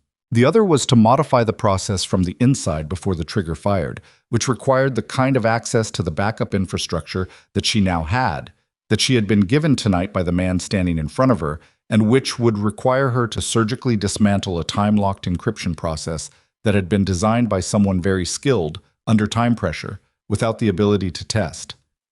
"I can try to stop it," she said. "That's not the same thing." "No," she said. "It's not." He looked at her. She looked at him. The room around them was doing all its aftermath business. People talking quietly, phones being used, the investigators moving with renewed urgency. And they were standing at the center of it, and the question between them was very simple and had no comfortable answer. "What do you need?" he said. "The server room, everything you gave me before. And I need whoever is your best infrastructure engineer.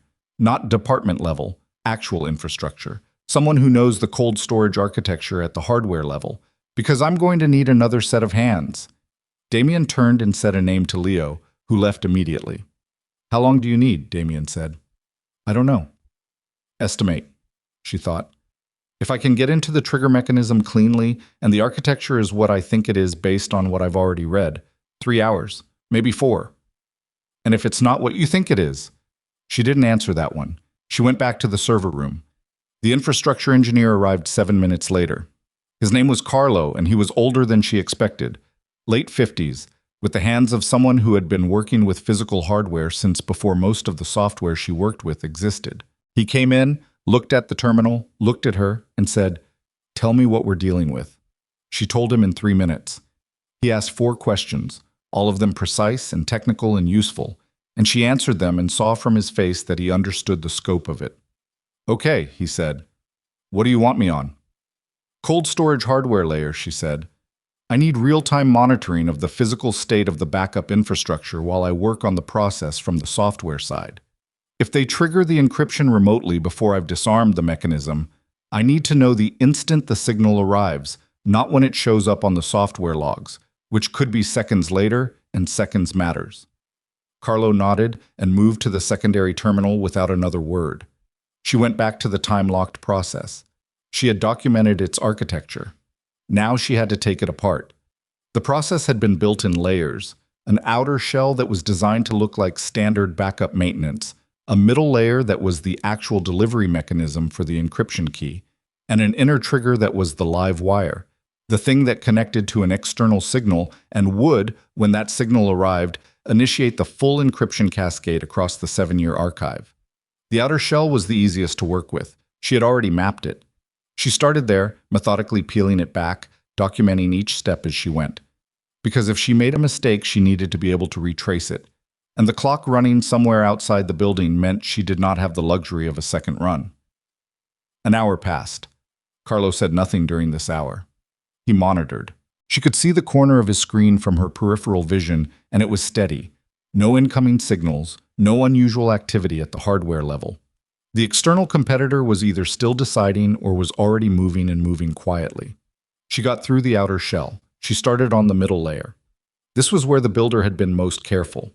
The delivery mechanism was elegant in the way that well-designed malicious systems are sometimes elegant, minimal, clean, no unnecessary complexity. It did exactly what it needed to do and nothing else, which made it harder to disrupt because there were no unnecessary parts to find handholds on. She had to go after the mechanism itself, the actual functional core of the delivery system, which meant she was working very close to the live wire. One wrong cut and she could trigger it herself. She was aware of this with every command she typed. She was aware of it the way you are aware of the edge of something high when you are standing close to it. Not so aware that you stop moving, but aware in the body, in the specific set of the shoulders and the slow deliberateness of each step. She worked. Her neck was so tightly knotted now that turning her head more than a few degrees was uncomfortable. She didn't turn her head. She kept her eyes on the screen and typed and traced and mapped and built the approach to the inner trigger with the patience of someone diffusing something she couldn't see. 2 hours in. Movement, Carlo said. Just the word. Her hands went still on the keyboard. Incoming signal, he said. Hardware layer, external source. It's probing. It's not a trigger, it's a probe. They're checking if the process is still active. She thought fast. Don't block it. What? Don't block the probe. If they probe and get silence, they'll know someone's in the system and they'll trigger immediately to prevent us from disarming it. Let the probe reach the process. Carlo looked at her. If it reaches the trigger, it won't, she said. The probe is hitting the outer shell. I already modified the outer shell's response signature. It'll read as a normal maintenance state. She paused. Unless they have an additional verification layer I haven't found. In which case they trigger, Carlo said. Yes. They waited. 22 seconds. The probe resolved. Carlo watched the hardware readouts. It withdrew, he said. No trigger signal. She let out a breath slowly through her nose. They believed it, she said. For now, Carlo said. She looked at the screen. The middle layer. The delivery mechanism. She had maybe one probe cycle of time before they sent another one, and the modified response signature might not hold a second time if they sent a more sophisticated verification. She went back to the keyboard. She moved faster now. Not recklessly. She couldn't afford reckless with the live wire this close, but faster, with the particular acceleration of someone who has just had the exact nature of their deadline made concrete. The probe had told her something. They were watching. They were in contact with the process, which meant when she cut the delivery mechanism, they would feel it immediately, and their next move would be the trigger, which meant she had to cut the delivery mechanism and reach the trigger and disarm it in the same sequence, without a gap, or the whole thing collapsed. She had never actually done this before. She had read about it. She had studied architectural dismantling of embedded processes in academic settings, in security literature, in hypothetical frameworks. She had never done it on a live system with a functioning kill switch at the end of it. She told herself this was just another problem. She told herself this the way she had told herself other things over the years. Not because she fully believed it, but because fully believing it wasn't required. Functioning was required. She could believe things later.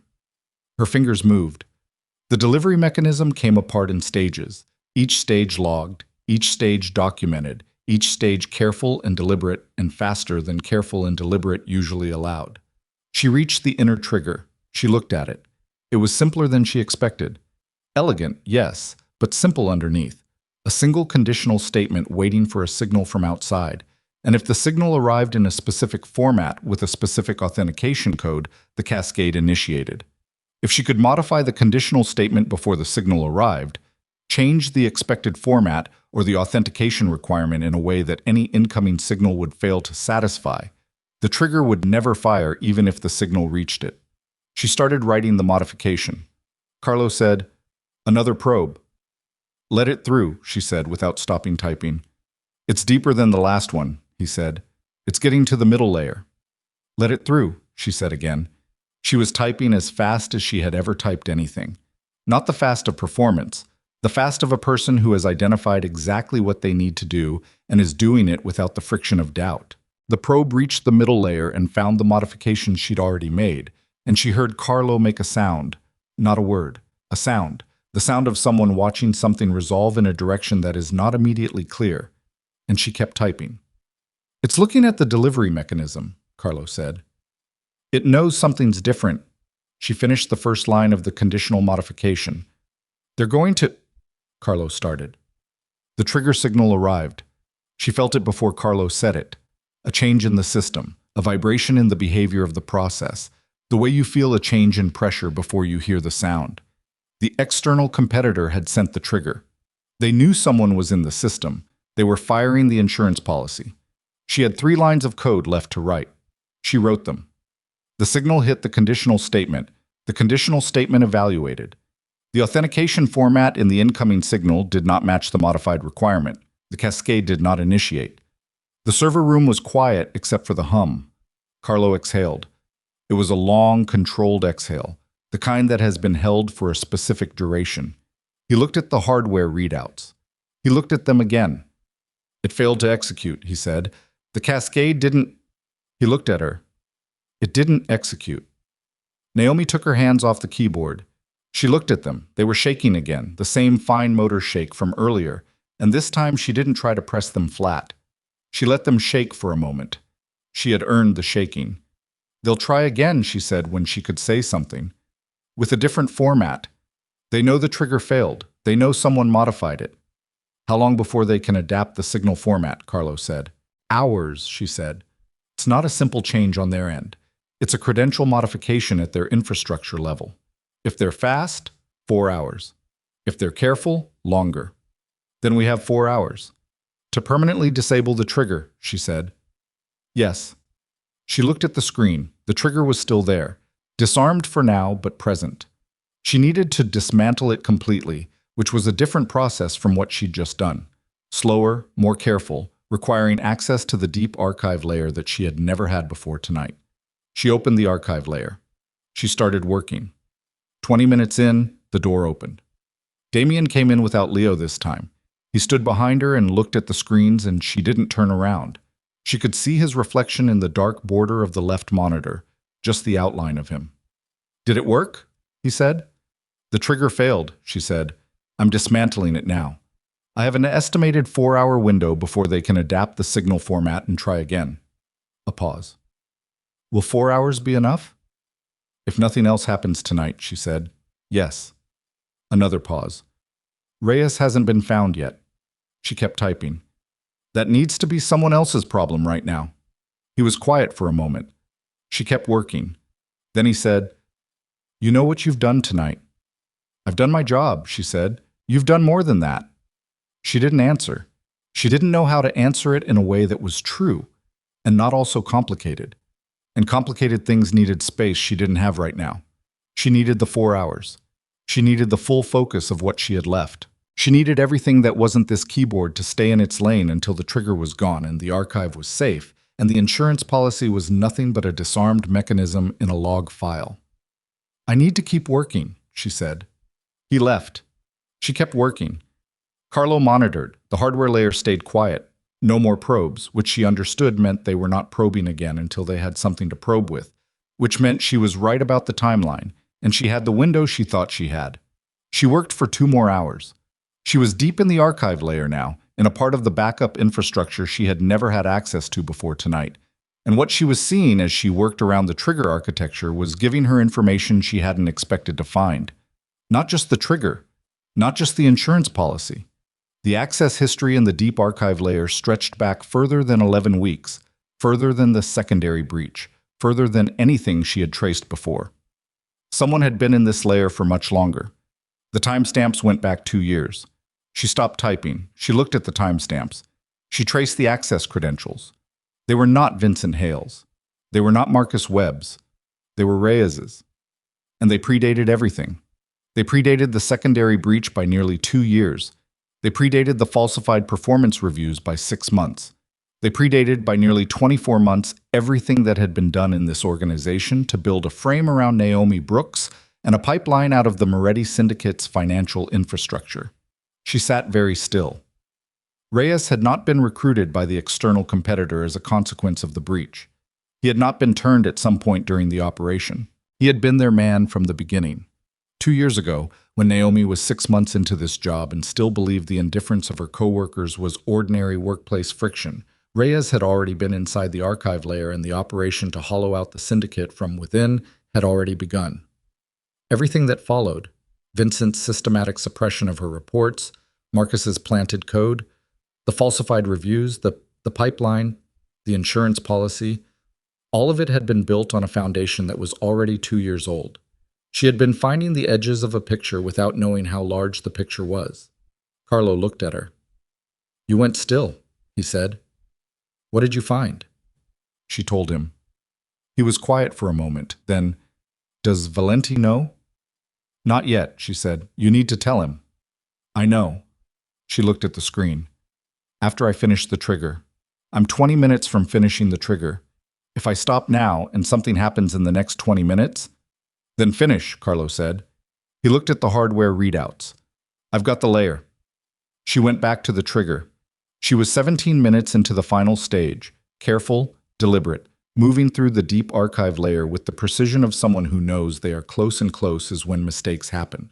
When Carlos said, in a voice that was very level, "Someone's in the building," she did not stop typing. "Not through the front," Carlos said. I was looking at his hardware readouts, and she understood that what he was reading were physical access indicators, motion sensors, door contacts, the raw hardware-level signals of physical presence in the building that existed below the software security layer. "Back stairwell, 3 floors below us," she typed. "2 floors," Carlos said. She typed faster. "Coming up the east corridor. He paused. "They're coming here, Naomi." "1 minute," she said. "They're on this floor." She typed. She was in the final sequence.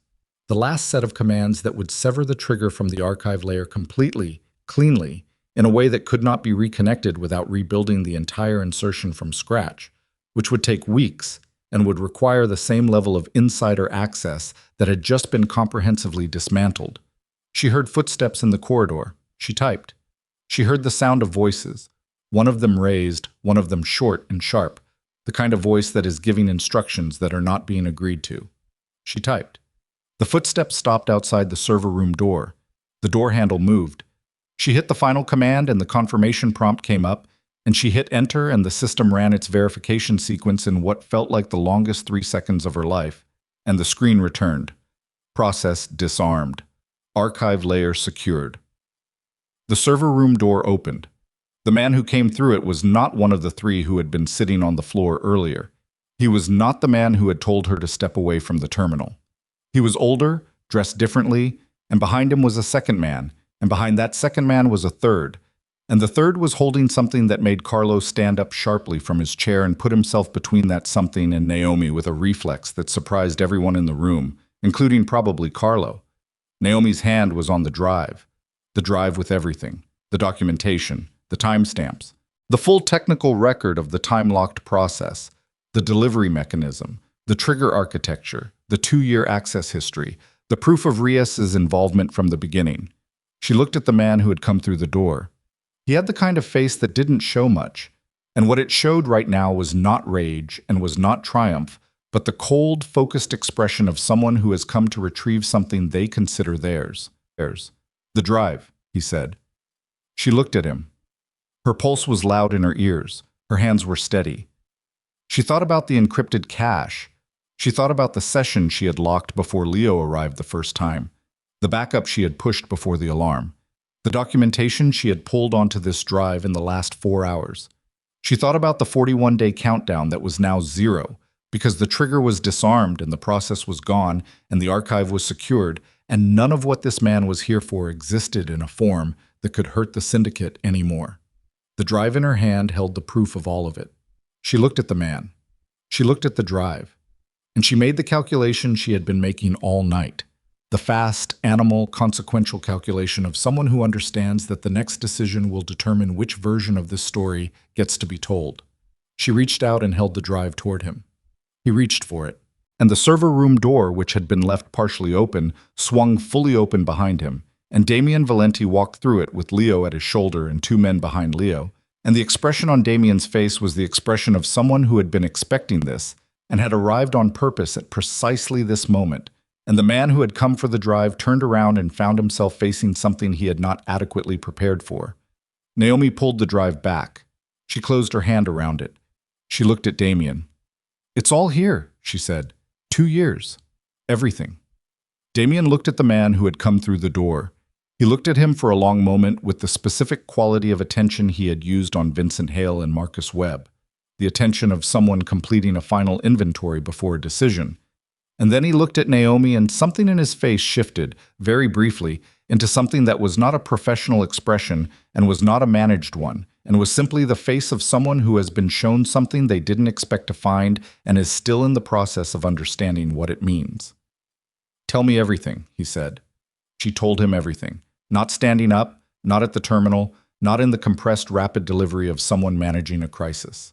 She sat down on the edge of the workbench and she told him everything from the beginning of the 2-year access history, walking backward through every layer she had found.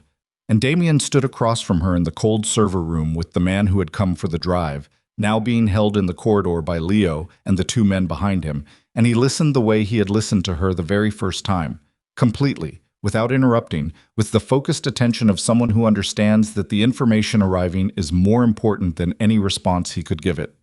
Carlo sat quietly at the secondary terminal during all of this. He did not pretend to be somewhere else. He was a man who had spent a career in the infrastructure of serious organizations, and he understood the weight of what was being said, and he stayed still and let it be said. When she finished, Damien was quiet for a long moment. Then he said, "How confident are you in the 2-year timestamp?" "The access logs are hardware level," she said. "They can be manipulated, but it requires physical access to the archive hardware and the kind of technical skill that narrows the field to maybe a dozen people in this building. And none of those people had reason to falsify the logs in Reyes's favor. The timestamps are real." Damien nodded slowly. 2 years, he said.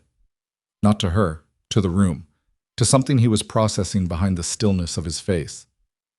"He was your external operations head," she said carefully.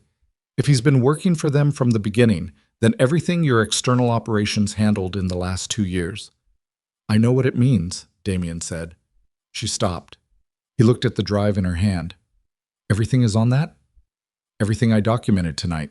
The pipeline, the fake credential chain, the trigger architecture, the delivery mechanism, the 2-year access history, the version control evidence that clears my coding signature, the 14 closed flags, the falsified performance reviews." She paused. "All of it." He held out his hand. She looked at it. She looked at him. She placed the drive in his palm. He closed his hand around it and held it for a moment before putting it in his jacket pocket. Then he turned toward the door and opened it and spoke to Leo in the corridor. And whatever he said to Leo produced a series of immediate, quiet movements that she could hear but not see.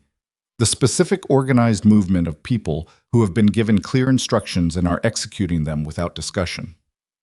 The man who had come for the drive was taken somewhere. She didn't hear where. She didn't ask. Damien came back to the server room doorway. He looked at her. "Can the archive layer be secured against another insertion attempt?" "Yes," she said. "I'll need a few hours to rebuild the authentication architecture from scratch. The current layer has been compromised too deeply to patch. It needs to be rebuilt." "Tonight?" She looked at Carlo, who looked at her. "We can start tonight," she said. "We'll need until morning to finish it." Damien nodded once. "Then start." He looked at Carlo. "What do you need?" Carlo told him. It was a short list. Access permissions, specific hardware credentials, 2 additional cold storage drives for redundancy backup. Damien relayed it to someone on his phone in 30 seconds, and then he looked at Naomi one more time, and the look had something in it she still didn't quite have a name for. And then he left the server room and closed the door. Carlo looked at her. "You doing all right?" he said. It was such a simple, plain question that she almost didn't know how to receive it. It was the kind of question that requires an honest answer, and she hadn't been asked for one of those in a long time by someone who actually wanted to know. "I'm tired," she said. "Yeah," he said. "That's a reasonable thing to be." He turned back to his terminal. She turned back to hers. They started rebuilding. The next 4 hours had a different quality from everything that had come before them. The crisis tempo was gone. What replaced it was the long, steady, unglamorous work of construction. The patient laying of architectural foundation, the kind of work that would never be visible to anyone who used the system it protected, the kind of work that mattered entirely and showed not at all. She had always been good at this kind of work. She had spent 3 years doing it while people looked through her, and she was still good at it, and the being good at it was not connected to whether anyone was watching. She noticed this about herself somewhere around 2 a.m. and filed it away. By 4:30 in the morning, the new authentication architecture was in place. By 5:12, the redundancy backups were running and verified. By 5:15, the archive layer was fully secured, the old compromised access pathways were closed and flagged, and the 7-year record of the Moretti Syndicate's financial infrastructure was, for the first time in 2 years, genuinely protected. She ran one final verification sweep. It came back clean. She sat in the server room and looked at the clean verification report and felt nothing dramatic. Not triumph, not relief exactly, something quieter. Something that sits below the level of emotion and is more like the physical sensation of a load being set down after a long carry. Not joy, just the specific awareness of the absence of weight. Carlo printed the verification report, signed his name at the bottom, and handed it to her. She signed her name beside his. He gathered his things. He paused at the door. "First time I've worked next to someone who did what you did tonight," he said. "Thought you should know that." He left. She sat alone in the server room for a moment. Then she gathered her notes, the pages and pages she'd been carrying since 3:47 the previous morning, 2 full days ago now, handwritten maps of a crisis that had tried to use her as its exit strategy, and she put them under her arm and she walked out. The operations floor was quiet. The investigators were gone. Most of the regular staff had been sent home at some point during the night. The overhead lights were still on full, and the screens at the unmanned workstation still glowed with their routine monitoring data, and the whole floor had the particular hollow quality of a space built for many people that currently holds almost none. Damien was at the far end of the room. He was alone, sitting at a desk that was not his, in a building he owned in the way people own things that they don't occupy, and he was looking at something on a screen in front of him. He looked up when she crossed the floor. She set the verification report on the desk in front of him. He read it. He read it carefully, not quickly, and she stood while he read it because there wasn't a chair on her side of the desk, and she was too tired to look for one, and the truth was she wasn't sure she could have stayed awake sitting down. He finished reading. He set the report down and looked at her. "It's done," she said. "The archive." "The archive, the pipeline, the trigger. The frame is documented and refuted. The 2-year access history is recorded." She paused. "What happens next is your decision." He was quiet for a moment. "Reyes," he said. "His location was found approximately an hour ago." She waited. "He won't be reaching anyone who can adapt that signal format," Damien said. She understood what that meant and did not ask for more detail than was given. "Vincent Hale and Marcus Webb are in custody," he continued. "The external competitor. Their leadership is currently dealing with an emergency that has nothing to do with us and everything to do with the fact that the insurance policy they were counting on has been disarmed, and the pipeline they were running has been closed, and someone made several phone calls tonight to people they don't want to receive phone calls." He paused. "They won't be a problem in the way they were." She nodded. He looked at her for a long moment. "You've been awake for, what, 60, 65 hours? "I stopped counting," she said. "You should go home." "I know." "Before you do," he said, "I need to ask you something." She waited. He was quiet for a moment, and she had the sense that whatever he was about to say was not something he had prepared, that he was finding it as he spoke, which was unusual for a man who seemed to prepare everything. "I've been running this organization for 12 years, he said.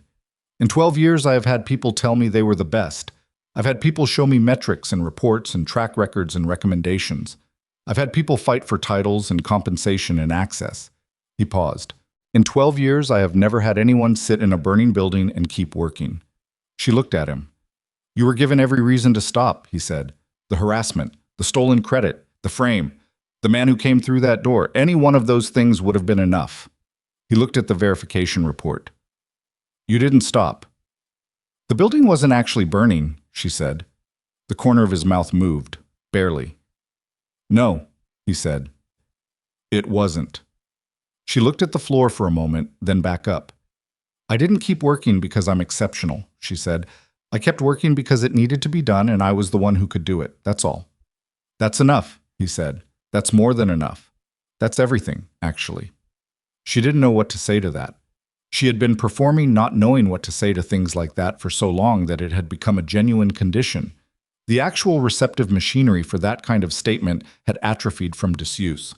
She said, "I should go home." "Yes," he said. He stood up. He was quiet for a moment, then, "When you come back, it won't be to this desk." She looked at him. "Director of Cyber Defense," he said. "Full authority over the financial network security infrastructure. Direct access to me, no intermediaries. The people and budget you need, your choice of both." He paused. "And the first thing you'll do in that role is help me design the vetting process that finds the Reyes-shaped holes in this organization before they become 2-year operations." She looked at him steadily. She was too tired for the elaborate response, too tired for the performed modesty or the careful negotiation or any of the things she might have done if she had more resources available. She said, "Yes." One word. He nodded. She picked up her papers. She walked to her workstation, her own desk, the one with 3 empty coffee cups and 2 days' worth of handwritten notes, and she stood there for a moment looking at it. Then she picked up her bag and her jacket, and she walked out of the operations center and down the corridor and into the elevator, and she leaned against the back wall of the elevator with her eyes closed as it descended, and she stayed that way until the doors opened on the lobby. Outside it was just becoming light. Not full light, the specific pale preliminary gray of a morning that hasn't committed yet, the sky not quite dark and not quite bright, the city in the suspended state between the night shift and the day shift, when the streets are quiet in a particular way that belongs to no one's routine. She stood on the sidewalk outside the building. She had come into this building the previous morning. 2 mornings ago now, she corrected herself. In the dark, and the ordinary expectation of another ordinary day of being invisible and competent and excluded. She had not known what was coming. She had not planned for any of it. She had just found an alert at 3:47 a.m. and done what she always did when she found alerts, which was pull the thread until she understood the shape of the thing on the other end. She looked at the street. A delivery truck rumbled past. Someone across the way was opening the metal gate of a corner store with a sound like a zipper being pulled.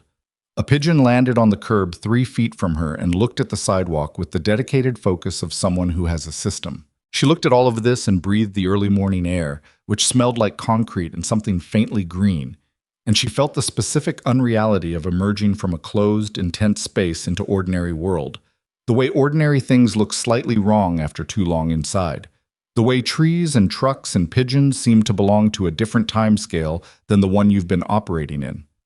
She took the subway home. She sat in a half-empty car with her papers in her lap and her jacket pulled around her, and she watched the stations pass, and she thought about the 2-year timeline, about Reyes arriving in this operation when she was 6 months into the job and still eating lunch in stairwells because the break room had become inhospitable, about the specific cruelty of a design that used her own isolation as scaffolding, that counted on the fact that no one was paying close enough attention to her work to notice a planted process, that counted on her invisibility as a structural feature of the attack. She thought about the day she had decided not to resign. It had been about 14 months ago. She had been sitting in her apartment on a Sunday evening, looking at her laptop and a new job listing for a cybersecurity role at a firm that would have been a lateral move and probably a less toxic environment, and she had spent 45 minutes composing an application in her head. She had not written it down. She had closed the laptop and made herself a cup of tea and sat with the question of why she was staying somewhere that had never once made her feel welcome. She had stayed because the work was real, because the network was genuinely complex and the problems it presented were genuinely interesting, and because leaving felt like giving the mocking and the exclusion a power over her professional trajectory that she refused to grant. She had stayed for the work. And the work, it turned out, had been the thing that saved everything. Not in the way stories usually framed it, not some transcendent vindication where the talent is finally recognized and the world corrects itself and justice arrives on a white horse. The work had saved everything in the specific, unglamorous, technical way that work actually saves things, because she was good at it and she kept doing it, and when the moment came that required someone who had been doing it faithfully for 3 years without recognition, she was the only one in the building who could. She got off at her stop. She walked 2 blocks to her building. She climbed the stairs to her floor. She unlocked her door and stepped inside and set her papers on the kitchen table and took off her shoes and sat down on the couch. She was asleep in under a minute. She slept for 14 hours. When she woke, it was evening, and the light through her windows was the warm amber of late afternoon going orange. And she lay still for a long moment, looking at the ceiling and taking inventory of her body, which ached in the specific distributed way of someone who has spent 2 days in the same chair under sustained stress. Her neck, her lower back, her wrists. She lay there. Then she got up and made coffee and stood at her kitchen window while it brewed and watched the street below, which was doing its evening business, people walking with grocery bags, a kid on a scooter being supervised by someone who was clearly tired of supervising, a couple arguing about something with the low intensity of people who have been arguing about the same thing for a while, the ordinary traffic of other people's lives. She thought about calling someone. She had a number she called occasionally, a woman she had been close to in graduate school who now lived in Atlanta and who called her every few months and always began the conversation with, Are you actually eating real food, or are you running on coffee and spite again? She liked that. She liked being known in a way that was accurate, even if the accuracy was uncomfortable. She thought about calling her. She didn't, not yet. It was too fresh, the whole thing, and she didn't have language for it yet. That wasn't either too much or not enough. She would call her next week and she would say something like it was a difficult few days and there would be a silence on the line, and then her friend would say, "Tell me what happened," and she would try to explain, and it would not come out right the first time, but the second time would be closer. That was how it usually went. She drank her coffee, she stood at the window. She thought about Monday. On Monday, she would go back to the building. She would have a different desk. She would have a different title and different access and a direct line to Damien Valenti. And she would begin the work of finding what else lived inside the organization that shouldn't be there, which she understood was going to be substantial and was going to take months and was going to require the kind of systematic institutional rebuilding that nobody would see and everybody would benefit from. She was looking forward to it, not in a triumphant way, not in the way of someone who has won something and is savoring the winning, in the way of someone who has a large, genuine, complicated problem in front of them and knows they are capable of working on it. It was the only kind of looking forward she had ever really understood. 3 weeks passed. She did not mark them as weeks. She marked them as problems solved and systems rebuilt and conversations had and decisions made. She marked them as the Tuesday morning she walked into a department meeting for the first time without being the last one told about it. She marked them as the Thursday afternoon she interviewed 3 candidates for junior security roles and was honest with all of them about what the organization was and what she was trying to make it into, and watched one of them lean forward slightly when she talked about the rebuild. She hired that one. She also marked the weeks as the Friday evening. She sat in Damien Valenti's office for the second time since the night everything happened, and the conversation was nothing like the first one. It was administrative and specific and covered staffing structure and budget allocation and the timeline for implementing the new reporting protocols she had designed, and it was exactly the kind of conversation she had never once been invited into in 3 years and was now the person who called. The new policies took effect on a Wednesday. Anonymous reporting channels, mandatory investigation protocol for harassment claims, promotion reviews based on documented contribution records, not managerial discretion, maximum work hour limits with override documentation required, whistleblower protection written into employment agreements. Not because Damien had decreed them dramatically, because Naomi had written them, drafted the implementation framework, presented the operational case for each one, and Damien had read everything she gave him with the same complete attention he gave everything, and had approved each item in the same brief, unhesitating way. Yes, done. That was it. No ceremony, no speech about change and new beginnings. Just the policies, in writing, distributed to every employee on a Wednesday morning with a memo that explained the changes in plain language. Some people on the floor adjusted immediately. Some adjusted slowly. Some, the ones who had been laughing in the group chat, carried themselves with a wariness that she understood was partly guilt and partly the recalibration of people who had operated in one set of conditions and were now operating in different ones and were still learning what different meant. Marcus Webb was not there to adjust. Neither was anyone who had been in Vincent Hale's closest orbit. The investigations that followed the night of the server room had identified 11 employees whose participation in the harassment and suppression campaign was documented and demonstrable. All 11 were gone within 10 days of that night. Vincent Hale himself was dealing with things that existed outside the building's operations, things that Naomi understood were serious and would remain serious for a long time, and that were no longer her problem to track. Marcus Webb had cooperated in the end, not out of remorse, out of the same calculation he had always applied to everything, an assessment of which position gave him the best available outcome. His cooperation had been noted. What it meant for his future was not Naomi's decision, and she was at peace with that. She had enough decisions of her own. She hired 3 junior analysts in the first month. One of them was a young woman, 26 years old, 3 years out of school, who had sent in an application that was technically strong and professionally modest in a way that Naomi recognized from the inside.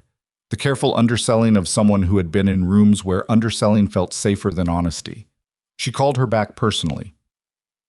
On the young woman's first day, Naomi sat across from her in the small office she had been given, a real office, with a door that closed, which she still found faintly surprising, and said, I want to tell you how this team works, and then I want to hear how you work best." The young woman looked at her with the particular attention of someone who has not been asked that question much. Naomi told her. She told her that reports went to Naomi directly and were read, always, and that if something was flagged as urgent, it would be treated as urgent and not reviewed as a bureaucratic formality. She told her that she expected the work to be done carefully, and that she also expected the people doing it to sleep and eat and have lives that existed outside the building, and that she intended to enforce both standards with equal seriousness. She told her that if she saw something wrong, she should say so, and that Naomi would not always agree with her assessment, but would always hear it. The young woman was quiet for a moment after this. Then she said, "Nobody's ever said any of that to me before. In a job interview." "This isn't an interview," Naomi said. "You're already hired." She paused. "I'm just telling you what's true."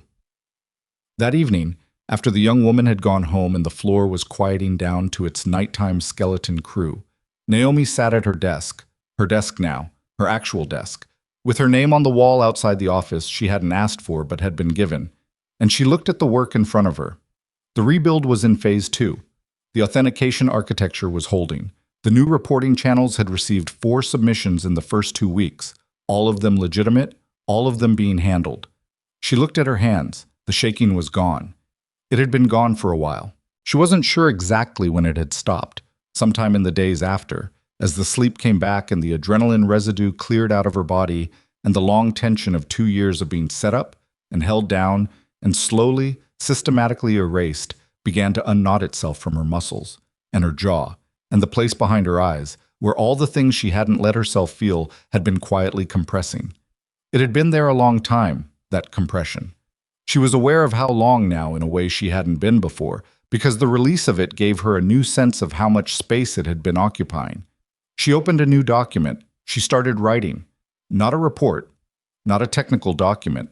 Something she had been composing in parts for several weeks, in the margins of her day. A framework for the mentorship program she was going to build. Not a formal corporate thing with a budget line and a branding strategy. Something simpler. A way to find young women, young black women especially, in the technology fields especially, who were doing exactly what she had been doing when she was 24 and 25 and 26. Working extremely hard in rooms that were teaching them to believe they were worth very little, and surviving it by compressing the evidence of their own worth into smaller and smaller spaces until it nearly disappeared. She wanted to tell them before it got that far. She wasn't sure exactly what she would tell them. She had been thinking about it, and she didn't have a speech, didn't have a set of wisdom-shaped sentences that she could deliver on a stage somewhere. She had something more specific and less elegant. The actual account of what it looked like when someone decided that your competence was threatening enough to build a 2-year operation around eliminating it, and what it looked like when you found it anyway, and what it felt like to keep working when every surrounding condition was designed to make you stop. She thought that might be worth more than a speech. She kept writing. 2 months after the night in the server room, the organization held its annual gathering. Not a celebration exactly, more the kind of institutional event that organizations hold because they have always held them. A gathering of the full staff in the main lobby with its high ceilings and its marble floors, and the general sense of an occasion that is significant without being quite sure of its own significance. Naomi arrived at the same time she always arrived at things, which was slightly early and without announcement. She walked through the lobby doors. She had walked through these doors every working day for 3 years.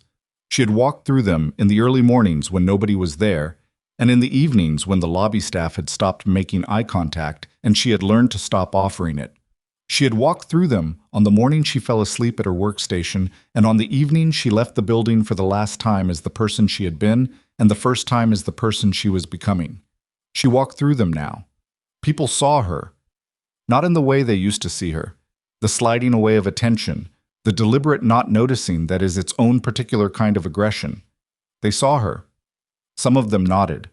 Some of them said her name. A woman from the legal team who had never once spoken to her in 3 years said, "Good evening," and there was a self-consciousness in the way she said it, an awareness of the history of not saying it, and Naomi said good evening back with the same directness she gave everything. She moved through the room. She did not work the room. She did not perform arrival. She got a glass of water and stood near the windows that faced the street and watched the gathering do its gathering, the small clusters forming and dissolving, the particular social mechanics of a large group of people navigating a new set of conditions and trying to figure out how to do it without looking like they're figuring it out. Damien arrived late. He always arrived late to things like this, she had learned, not from disrespect but from a genuine difficulty with the social performance of events, a preference for working time over ceremonial time that she recognized because she shared it. He came to stand beside her at the windows. They stood there for a moment without speaking. Below on the street, the city was doing what it always did, indifferent and continuous, full of its own purposes that had nothing to do with the people watching it from above. "How's the rebuild?" he said. "Phase 3 starts Monday," she said. "The new authentication layer has been stable for 6 weeks. The reporting channels are operational. I'm interviewing for 2 more senior analyst positions next week." He nodded. "And the Reyes audit?" "The external audit team finishes their review Friday. I'll have the full impact assessment to you by end of next week." She paused. "It's going to be a significant document." "I know," he said. They were quiet for a moment. "He was there when you arrived," Damien said, not a question. "Yes," she said. "He was already embedded when I started." "Which means the 2 years of harassment were useful to him," she said. "The more isolated I was, the less likely anyone was to look closely at work that bore my signature. If I had been the kind of person who people listened to, the planted code would have been investigated and traced back to him within days." She paused. "They used the hostile environment as a security feature." Damien was very still beside her. "I think about that," he said. "So do I," she said. A long pause. "I should have known the environment existed," he said. I'm not asking you to tell me it's fine." She looked at him. "I know," she said. "I'm not going to." He nodded. "What I can tell you," she said, "is that it doesn't exist in the same way anymore. And the work we're doing to make sure it doesn't exist again is real work. It's not a memo and a training module. It's structural." She paused. "That matters." "It's not enough," he said. "No," she said. "But it's what we can do, and we're doing it." He was quiet for a moment, then, "The young woman you hired, the one who started 3 weeks ago." "Tara," she said. "She's good?" "She's very good," Naomi said. "She's careful and she's fast and she asks exactly the right questions. She's going to be exceptional in about 18 months when she has more depth behind the speed." "Then we got lucky you hired her." "I went looking for her," Naomi said. "That's different from luck." He almost smiled. She was beginning to recognize the almost smile as Damien Valenti's version of an actual one. Across the room, the gathering had found its rhythm. The clusters had settled. People were talking in the way people talk when the occasion has relaxed enough to let actual conversation happen. Leaning slightly in, gesturing, the occasional laugh that was genuine and not performed. Naomi watched it. She thought about the woman who had eaten lunch in stairwells. The woman who had composed job applications in her head and not sent them. The woman who had been sitting in front of a cascade of warning screens at 3:47 in the morning, alone, kept going purely by the understanding that the work mattered, even if no one who was supposed to notice had decided to yet. She thought about how that woman and this woman were the same person, not a transformed person, not a person who had been remade by circumstances or rescued by the right moment or vindicated in a way that erased the damage. The same person, just with the compression released. The same person standing in a space that finally fit the actual dimensions of what she was. She was 34 years old. She had been doing this since she was 22. She had 12 more years of accumulated expertise in systems that the people around her were only beginning to understand, and she had an office with her name on the wall. And she had a young analyst named Tara who asked exactly the right questions. And she had a 400-page rebuild framework that was going to spend the next year changing the structure of how this organization protected itself from the inside out. She had work, real work, the complicated, unglamorous, absolutely necessary kind.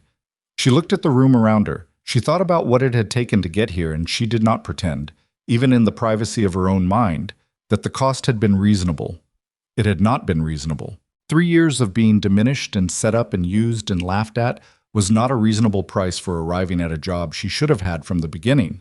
But it was the price, and she had paid it, and she was here. That was the truth of it.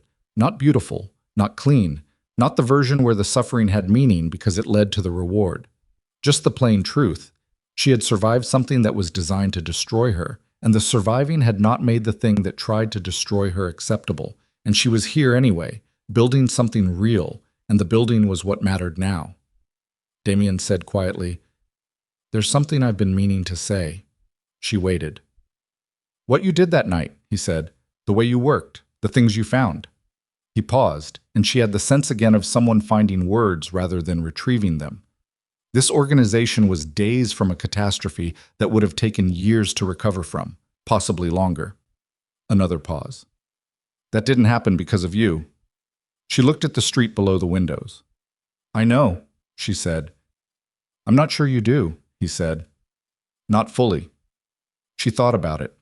She thought about the drive she had held in her hand, the verification report with 2 signatures on it, the archive trigger that would never execute, 7 years of records that still existed in clean and accessible form because of the 4 hours she and Carlo had spent in the cold and the hum rebuilding a layer that no one would ever look at directly. "Maybe not fully," she said. They stood at the windows. Across the lobby, near the main entrance, Tara had arrived, late, slightly out of breath, her bag still on her shoulder, looking around the room with the expression of someone figuring out how to occupy a space they're not sure they belong in yet. Naomi watched her scan the room, watched her spot Naomi at the windows, watched her face settle into something more grounded. She walked over. "I'm late," she said. "A little," Naomi said. "I was finishing the monitoring log for the Eastern Cluster. I wanted to make sure that—" She stopped. She looked at Damien, who looked at her. "Sorry. I'm Tara." "I know who you are," he said. "Naomi tells me you're going to be exceptional in about 18 months. Tara looked at Naomi. Naomi looked at her water glass. "Thank you," Tara said. "Don't thank her," Naomi said. "Do the work. The work is the thank you." Tara was quiet for a moment. Then she said with the particular straightforward honesty of someone who has not yet learned to be careful about saying true things out loud, "I've never had a boss who talked about it like that." "Like what?" Naomi said. "Like the work actually matters. Not what it gets you, not what it looks like, the work itself." Naomi looked at her. She thought about 3:47 in the morning, the alert, the thread she had pulled, the shape she had been trying to find right before she fell asleep. 11 minutes of sleep that had cost her more than she'd known in the moment and less than it could have. She thought about the long dark line of years that connected that moment to this one, and about all the mornings she had come into a building that did not want her there and sat down at a desk and done the work anyway. "Yes," she said simply, "it matters." The lobby held its noise around them, conversation and the clink of glasses and the ambient sound of people occupying a shared space. The city moved outside the windows. Tara stood beside her with her bag still on her shoulder, and Damien stood on the other side, and the 3 of them looked out at the street for a moment in a quiet that was not uncomfortable. Then Tara said, "I finished the monitoring log." And Naomi said, "Good." And Tara said, "I found something you should probably look at in the morning." And Naomi said, "Tell me now." And Tara started explaining, and that was how the evening went. Into the specific language of people who care about the same problems, standing at a window in a room full of people, doing what they would have done anywhere, working.